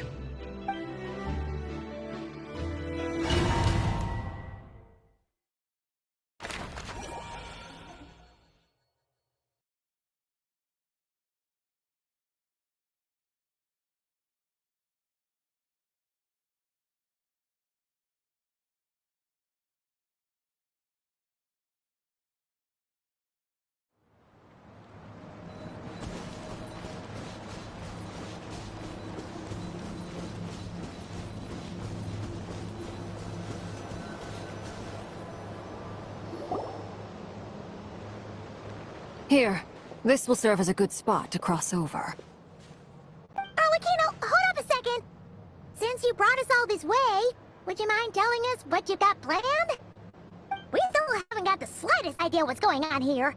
And if even Calabina doesn't know where the iridescent moon's marrow is, how do you? Simple. Because I am an inheritor of the royal bloodline of the Crimson Moon. And one of the last surviving embers of the Two Worlds' flames. Huh? Are you serious? Is it... you're a descendant of that Crimson Moon dynasty we were just talking about? The one from ancient Conria? Your surprise is understandable. I was also taken aback when I first learned of it. But the more I thought about it, the more I realized the signs had been there all along. When I was young, I discovered I could wield a very special kind of fire. It coursed like blood through my veins and smoldered away inside my nerves. What's more, whenever I experienced strong bursts of emotion or drew too deeply on this power, it was like some kind of presence within the fire would begin to gnaw away at me, consuming me from the inside out. Exactly. That is why my hands are like this, too. At first, together with my own investigations, over the past few years, there are several things that, for instance, take the so-called Crimson Moon. In truth, it is nothing more than the shattered since this blood flame was bestowed upon me by the Crimson Moon. You all understand the nature of the Abyss well. If I recall correctly, you once told me that if the corruption ever made it to your heart, you'd become a completely different person. Yes. And that's the reason I'm always careful not to push my power too far. It's essentially a never-ending tug-of-war. Oh, sounds intense. Anyway, the rest of my story can wait. Is there anything else about the Crimson Moon or the Iridescent Moon that you're unclear about? Paimon has a question. So, does that mean that the So much of that history has been lost. We have no way of knowing exactly what... But I would suspect that the Conrians... Later on, perhaps someone discovered a way to make... Still, even with the Dark Sun... The first time we met, I sensed something from when I looked at you. I felt... Well, I appreciate you kept it to yourself. Much about the Crimson Moon is still a mystery, and I'd prefer... Anyway, time is against us here, so if there's any other questions, though, I just want to make sure I've got one thing straight. In her letters, Sandrone... That's right. For the Iridescent Moon is already part of who you are. Deal. Then let's get started. Get what started? When I first... The Jester gave me a book called Parenheri, also known as Leobranto Innamorato. You should be able to buy a copy next time you're in Fontaine. It's a love story set in the Crimson Moon. In the Crimson Moon era, or so the story goes, there was an orphanage that received children from beyond the bounds of this world, and subjected them to— Beyond the bounds of this world? For real? And what kind of induction ceremony? The Crimson Moon sages looked beyond this world for beings with powers that surpassed the gods. But fearing they might lose control, they subjected these children to a process of refinement. They made these children crawl up a fireplace and kept asking them, "Have you died?"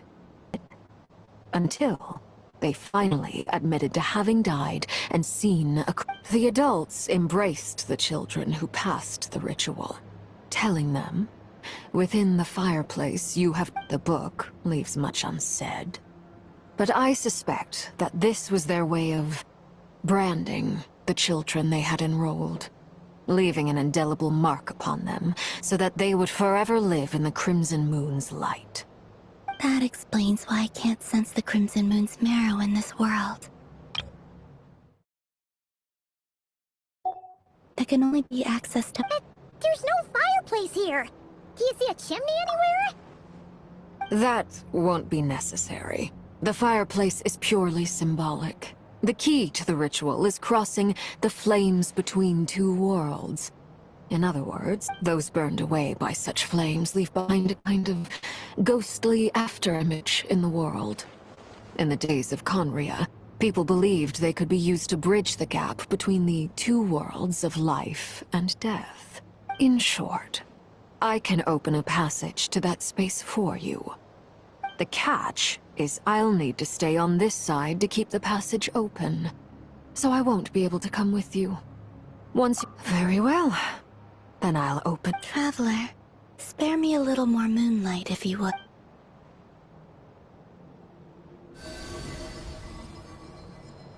Thank you. I feel like I've recovered some of my strength now. It should be enough to move us across short distances and confront whatever dangers might await.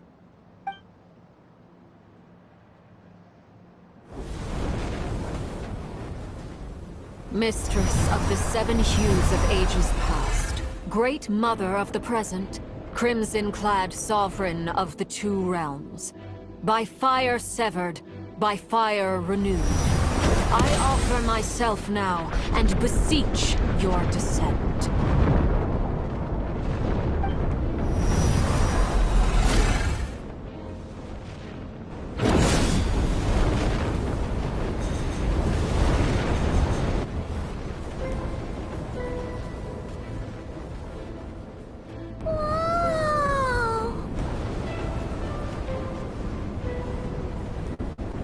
One word of advice.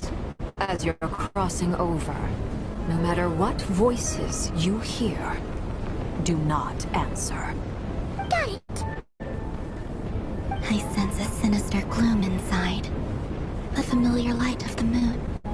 I feel that I am about to meet an old friend who has changed beyond all recognition. All right, let's go.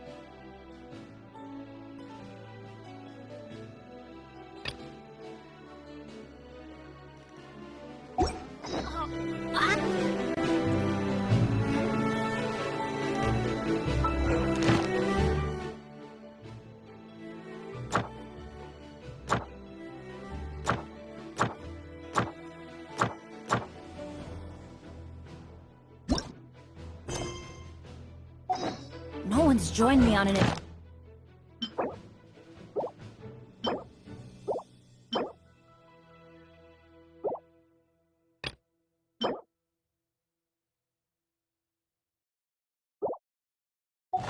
adventure in ages.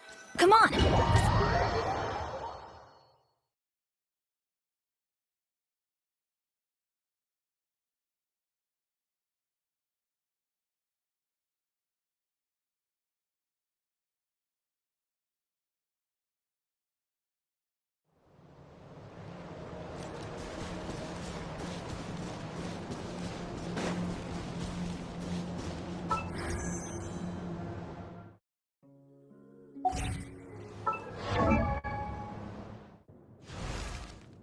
Benny's adventure team!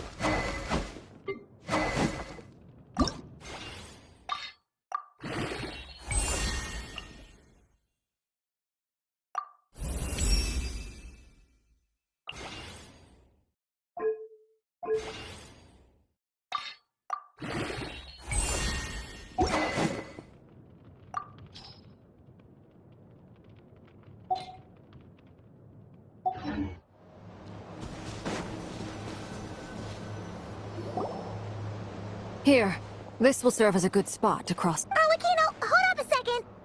Since you brought us all this, we still haven't got the slightest idea what's going on here. And if you... Simple. Because I am an inheritor of the royal Huh? Are you serious? As in, you're a descendant of... Your surprise is understandable. I was also taken aback when I first learned of it. But the more I thought about it, the more I realized the signs had been there all along. When I was young, I discovered I could wield a very special kind of fire. It coursed like blood through my veins and smoldered away inside my nerves. What's more, whenever I experienced strong bursts of emotion or drew too deeply on this power, it was like some kind of presence within the fire would begin to gnaw away at me, consuming me from the inside out. Exactly. That is why my hands are like this, too. At first, I saw it only as a curse, but once I became a harbinger, the Jester apprised me of the truth. Together with my own investigations, over the past few years, there are several things that I have gradually come to understand. For instance, take the so-called Crimson Moon. In truth, it is nothing more than the shattered remnants of the iridescent moon, fused with the abyss to prolong its lifespan. Since this blood flame was bestowed upon me by the Crimson Moon, it is a fusion of the iridescent moon's former power and the corruption of the abyss. You all understand the nature of the abyss well enough. I draw upon its power, and in return, it hungers for my soul. This strange blackness is the mark of corruption it has left behind. If I recall correctly, you once told me that if the corruption ever made it to your heart, you'd become a completely different person. Yes, and that's the reason I'm always careful not to push my power too far. It's essentially a never-ending tug-of-war. Whew. Sounds intense. Anyway, the rest of my story can wait. Is there anything else about the Crimson Moon or the Iridescent Moon that you're unclear about? Paimon has a question. So, the Crimson Moon that the Carians used to worship was actually the Iridescent Moon, right? Which was one of the three Moon Sisters. Does that mean that the Carians were to the Crimson Moon as the Frost Moon sun? So much of that history has been lost. We have no way of knowing exactly what they were like. But I would suspect that the Conrians weren't as devout in their moon worship as it might appear. The iridescent moon's remains simply served as their link to the abyss. Later on, perhaps someone discovered a way to make direct contact with the Abyss. Or maybe there was some kind of ideological divide. Either way, a dissenting faction staged a coup and drove out the royal heirs of the Crimson Moon dynasty. Still, even with the dark sun looming high overhead, the Crimson Moon's glow never truly faded. If you want living proof, it's standing right before you. The first time we met, I sensed something familiar in your presence. When I looked at you, I felt I could see that mysterious red moon in the corner of my eye. In your flames, I saw its broken image, surrounded by... Well, I appreciate that you kept it to yourself. Much about the Crimson Moon is still a mystery, and I'd prefer not to end up as the object of an insane research project. Anyway, time is against us here, so if there's any other questions, they'll have to wait. I just want to make sure I've got one thing straight. In her letter, Sandrone mentioned that since you are unable to contain the iridescent moon's marrow yourself, you intend to leave it in my custody. Correct? That's right. For now, it's the only way I can pay you back for your help. The iridescent moon is already part of who you are, so with its marrow in your possession, you'll be even more powerful than before. Deal. Then let's get started. Get what started? What does this place have to do with the Crimson Moon? When I first became a Harbinger, the Jester gave me a book called Harry, also known as Leo. You should be able to buy a copy next time you're in Fontaine. It's a love story set in the Crimson Moon era. But setting aside the tangled romances of its characters, it also records a few interesting details. In the Crimson Moon era, or so the story goes, there was an orphanage that received children from beyond the bounds of this world, and subjected them to a peculiar induction ceremony. Beyond the bounds of this world? For real? And what kind of induction ceremony? The Crimson Moon sages looked beyond this world for beings with powers that surpassed the gods. But fearing they might lose control, they subjected these children to a process of refinement. They made these children crawl up a fireplace and kept asking them, "Have you died? Did you see it?" Until they finally admitted to having died and seen a crimson moon. The adults embraced the children who passed the ritual, telling them, "Within the fireplace, you have traversed the flames between two worlds. Here and now, you are born anew." The book leaves much unsaid, but I suspect that this was their way of branding the children they had enrolled, leaving an indelible mark upon them so that they would forever live in the Crimson Moon's light. That explains why I can't sense the Crimson Moon's marrow in this world. It makes sense that it would be sealed in a special space that could... But there's no fireplace here! Do you see a chimney anywhere? Oh, are we supposed to build it ourselves? Okay, fine. That won't be necessary.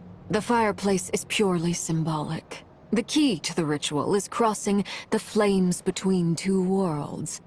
In other words, the flames that burn within me. Those burned away by such flames leave behind a kind of ghostly afterimage in the world. In the days of Conria, people believed they could be used to bridge the gap between the two worlds of life and death. In short, I can open a passage to that space for you. That's the easy part. The catch is I'll need to stay on this side to keep the passage open, so I won't be able to come with you. Once you're inside, you'll have to find your own way. Very well. Then I'll open it up.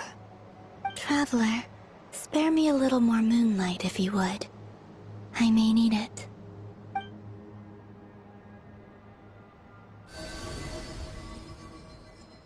Thank you. I feel like I've recovered some of my strength now. It should be enough to move us across.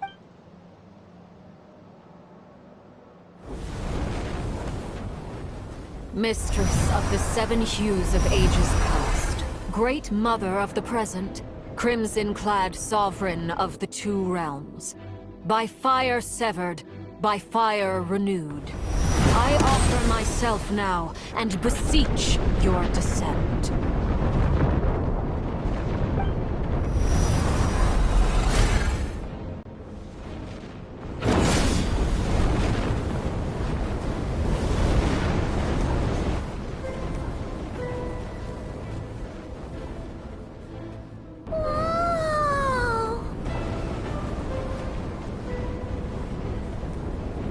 One word of advice, as you're crossing over.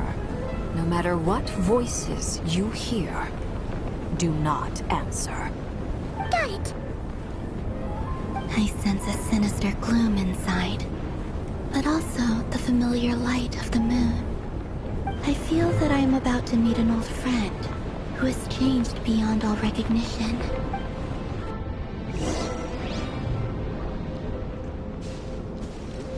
Off we go!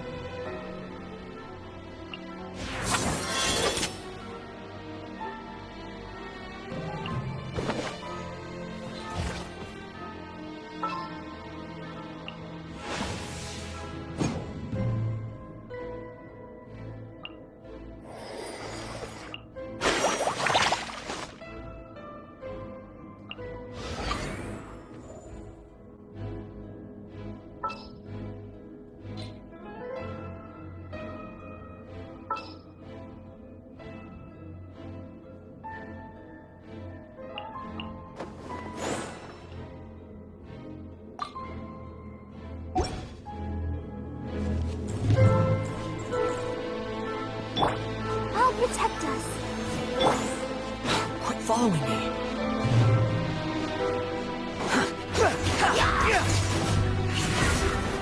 Squall Fury!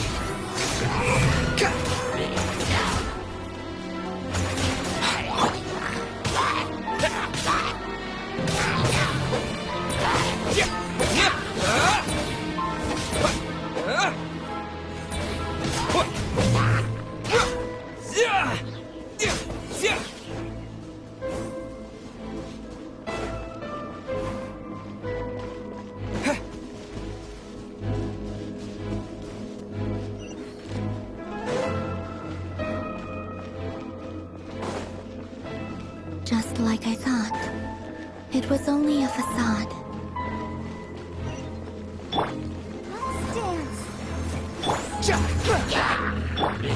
Observe.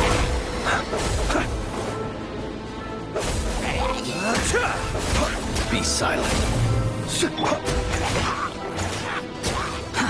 Too slow.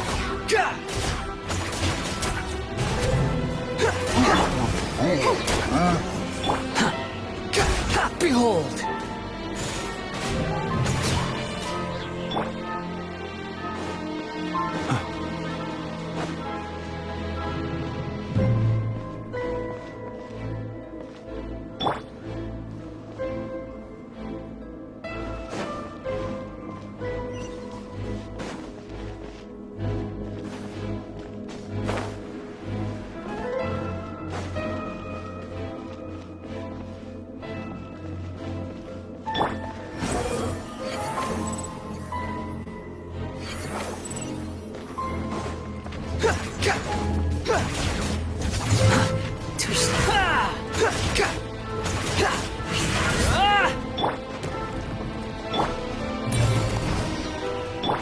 Observe. Unsightly insects! Beware the creatures of the night.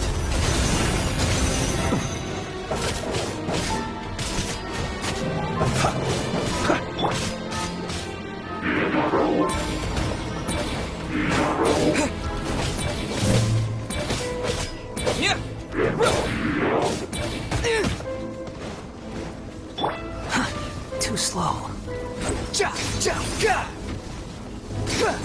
You're dead!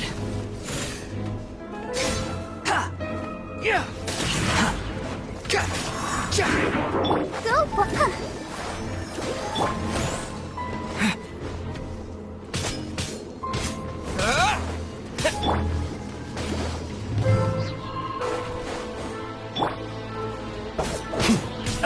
Be silent. Do you fear the dark?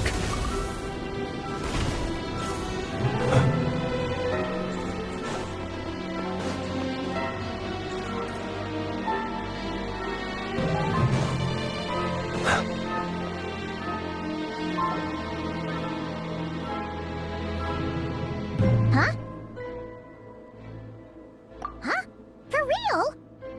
That's way too high! There's no way we'll... No. I'm not sensing anything up there.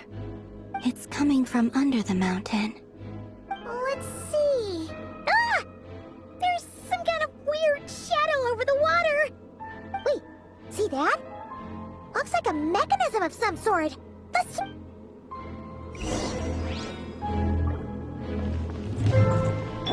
Squall Fury!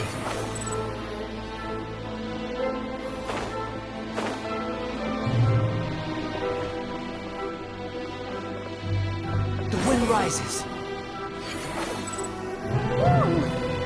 Looks like a device from the time of Kalia. Maybe people once came here to study the Crimson Moon's domain, and they left this behind. Oh, if we can activate it, we might find some clues.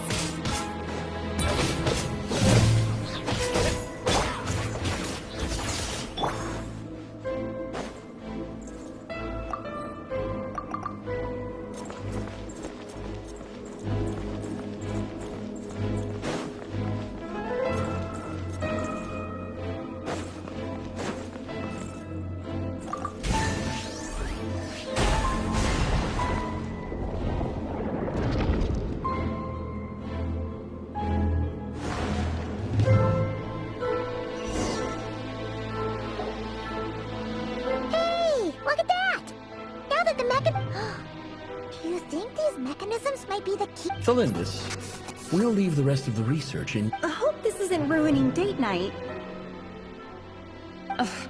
Mind your own business. Felindis? Is that Rare's girl? Oh yeah? The Abyss has made this space extremely unstable. Maybe that's what... Whenever I see this view, it takes me back to a poem from my childhood. Waning moon. For me, of all people, to be here...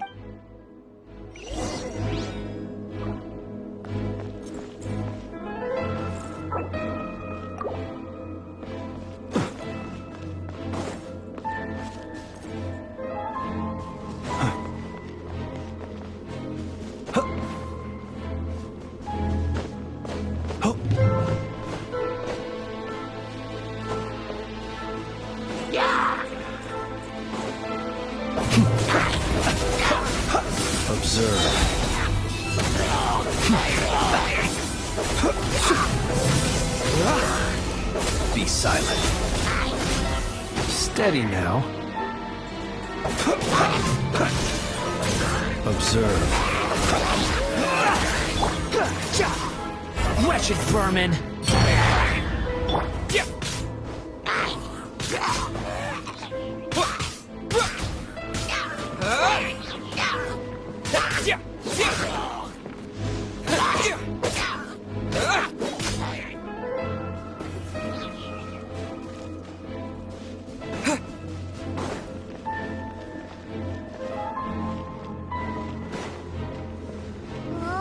Looks like the Abyss has messed up this mechanism.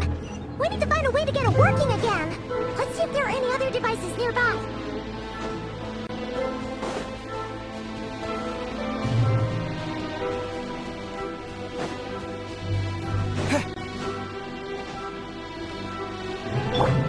Squall and Fury!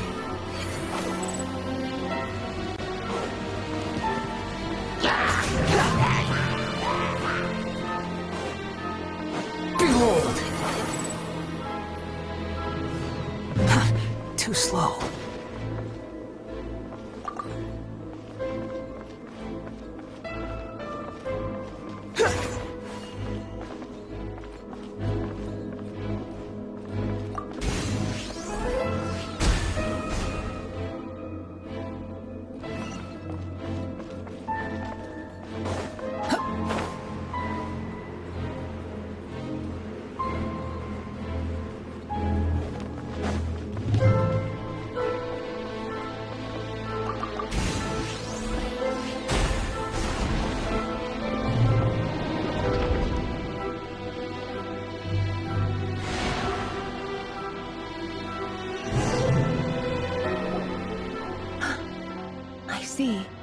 So the moon marrow, or rather the power of the 3 moons, is the key to unlocking...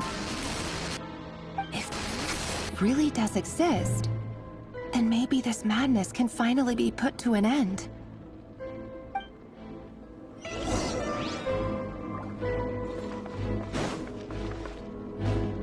Squall and Fury!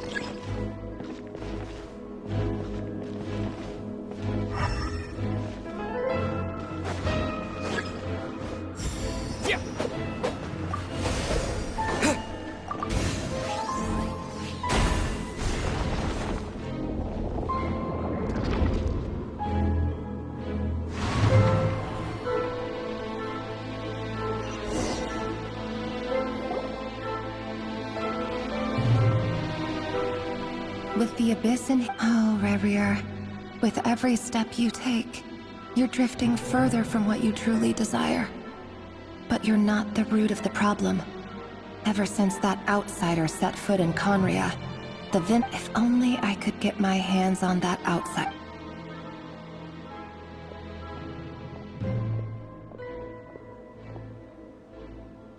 Hey look!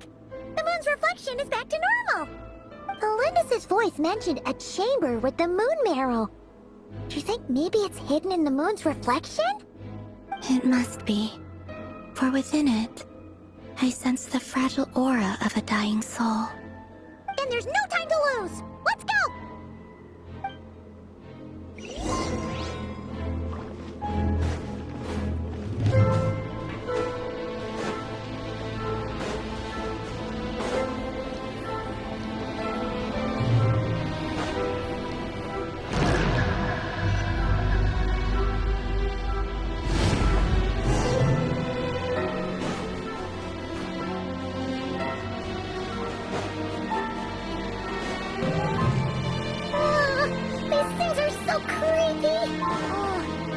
Looks like we'll have to destroy them if we want to get to the iridescent moon's marrow. Stamps.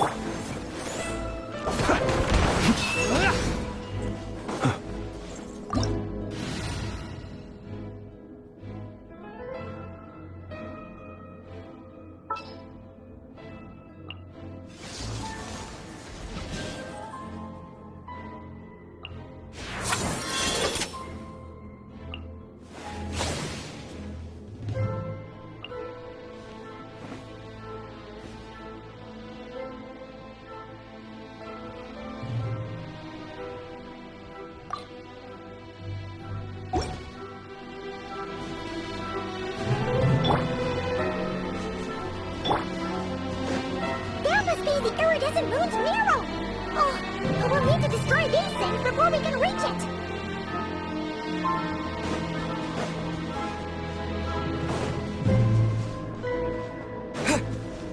I'll protect us.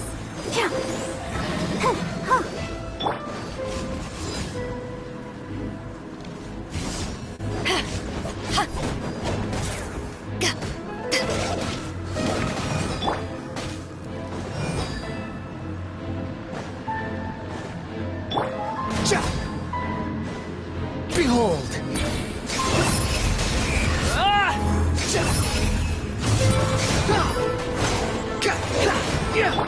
Let's dance!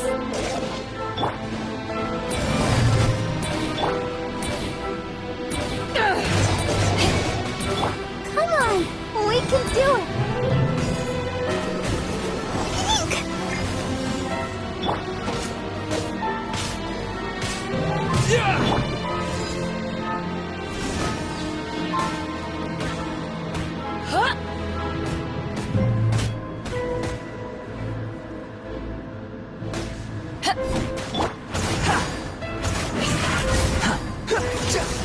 Go, I'll protect us.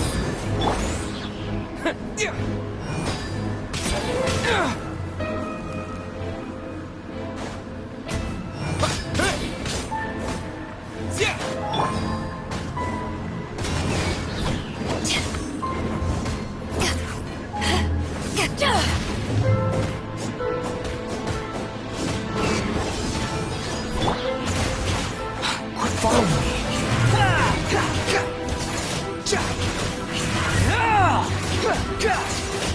Squall and Fury. Bow your head.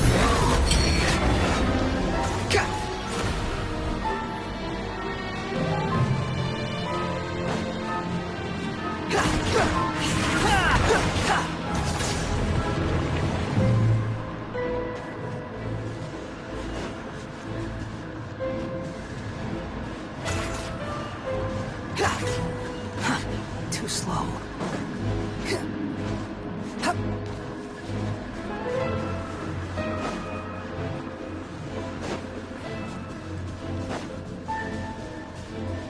Quit following me.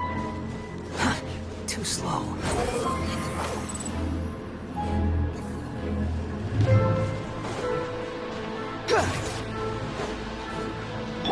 the show begin.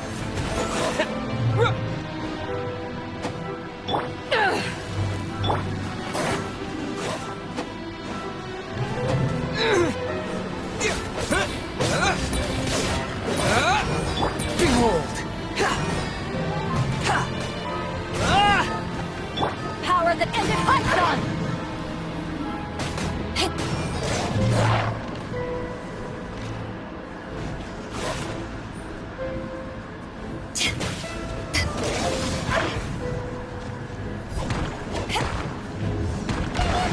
We're so close!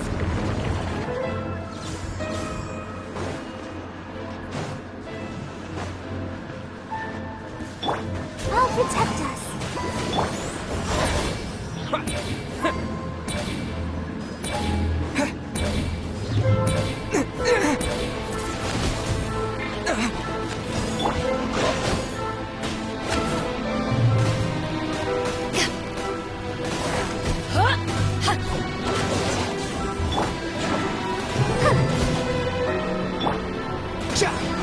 La, la, la, la.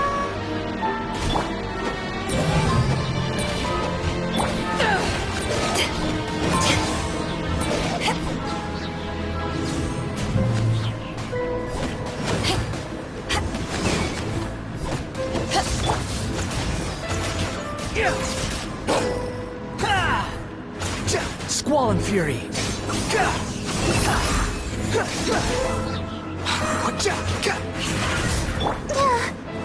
Let's dance. Hey?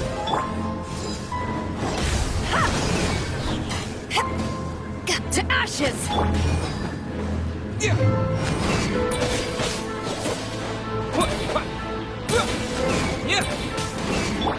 Unsightly insects! Too slow. The wind rises.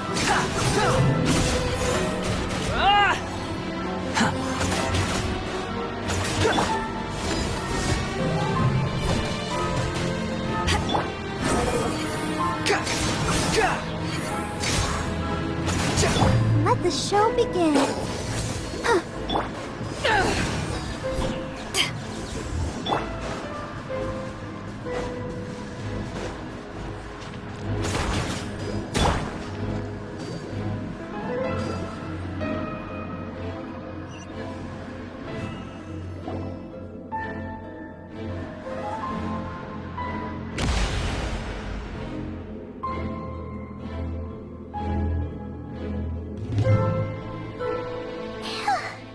We finally did it!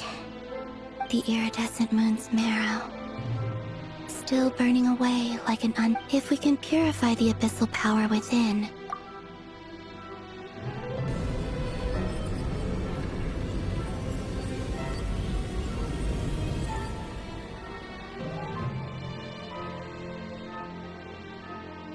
It's so cold. Is it you? Are you here? Huh? Are you at long last? I can see you once more. Our fates. I'm sorry. I lied to you. Even knowing what was to come, I still couldn't let go of the fear in my heart as death drew near. The moment the moon shattered, my body began to split apart piece by piece. Like I was being cut into pieces by 1,000 blunt blades. My thoughts scattered as the cold crept in. But tell me, what was it that brought you to us all that time ago? If only I had possessed your courage, then I might have been spared this torment, more painful. You look so... But trust me when I say... What was that all about? Was that the goddess of the iridescent moon? Oh, it sounded like she was speaking to a long-lost friend. But none of us have ever met her before, right? Perhaps. She took me for the goddess of the frost moon she once knew. For a fading soul like hers, our auras must be too similar to tell apart. But anyway, we've got the iridescent moon's marrow now. That should help you regain your strength, right? Alright, time to leave this place and meet back up with Arlecchino. Let's go!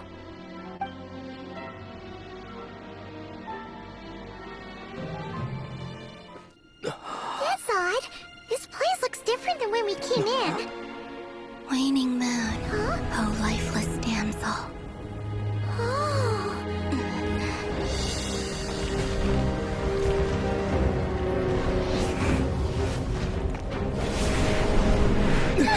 Hurry! The place is collapsing!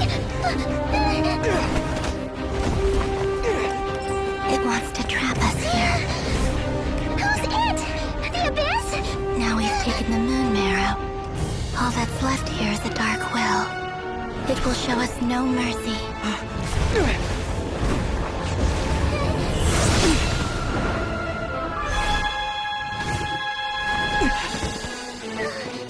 Give it back!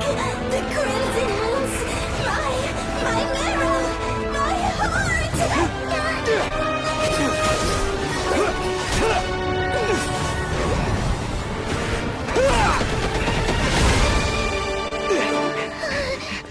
Finally! Huh? Oh no! The exit's blocked! They're back! Now what do we do? This is where you fall. Witness my rise. What are you waiting for?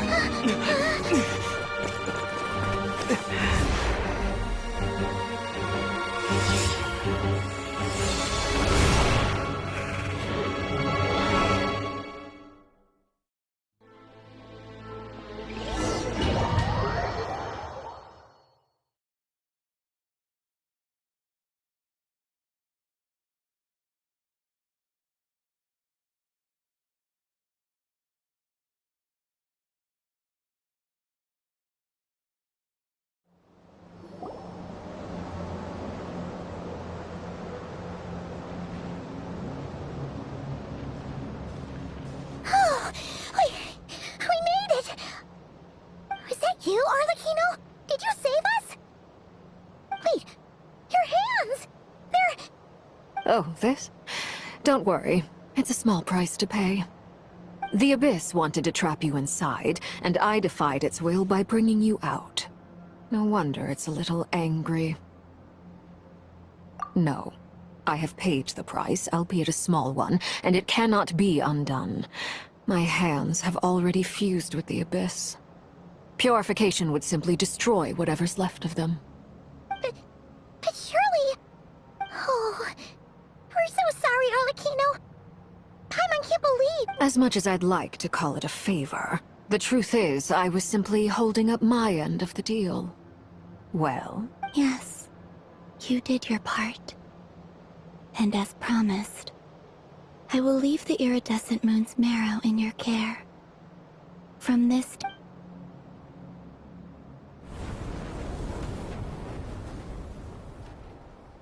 I'll take that as a blessing. Now, Columbina, give me your hand.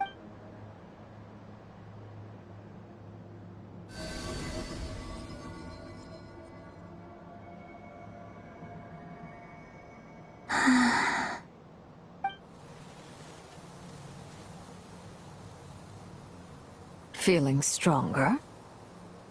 Hey, Columbina! By the Frost Moon's authority alone, wielding the power of the other moons was always going to be a stretch. Still, I think it's fair to say that your strength has returned.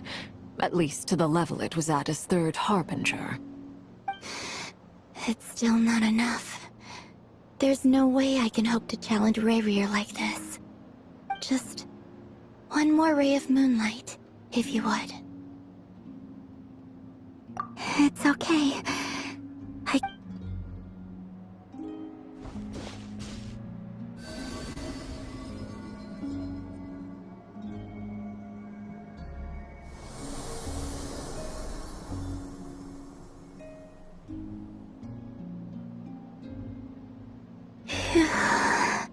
How about now?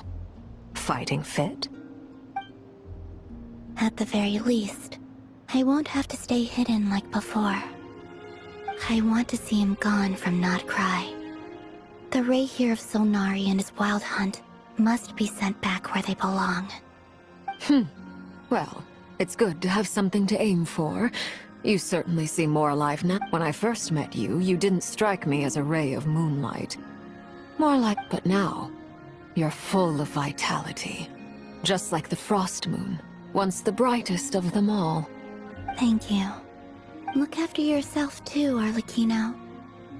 I know you have plans of your own, and that's what. But whatever you're after, don't let the Abyss take a hold of you. I appreciate the concern, Columbina.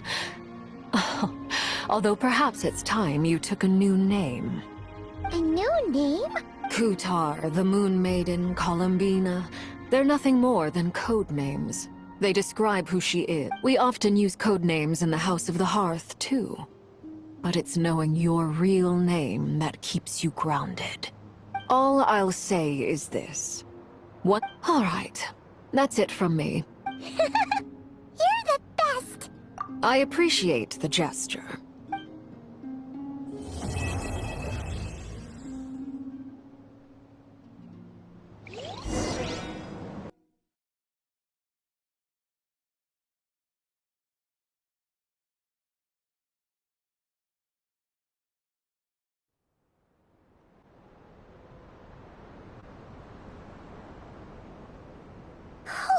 It was a close call, but we got the iridescent moon's marrow and restored Columbina's strength. And that's all that matters.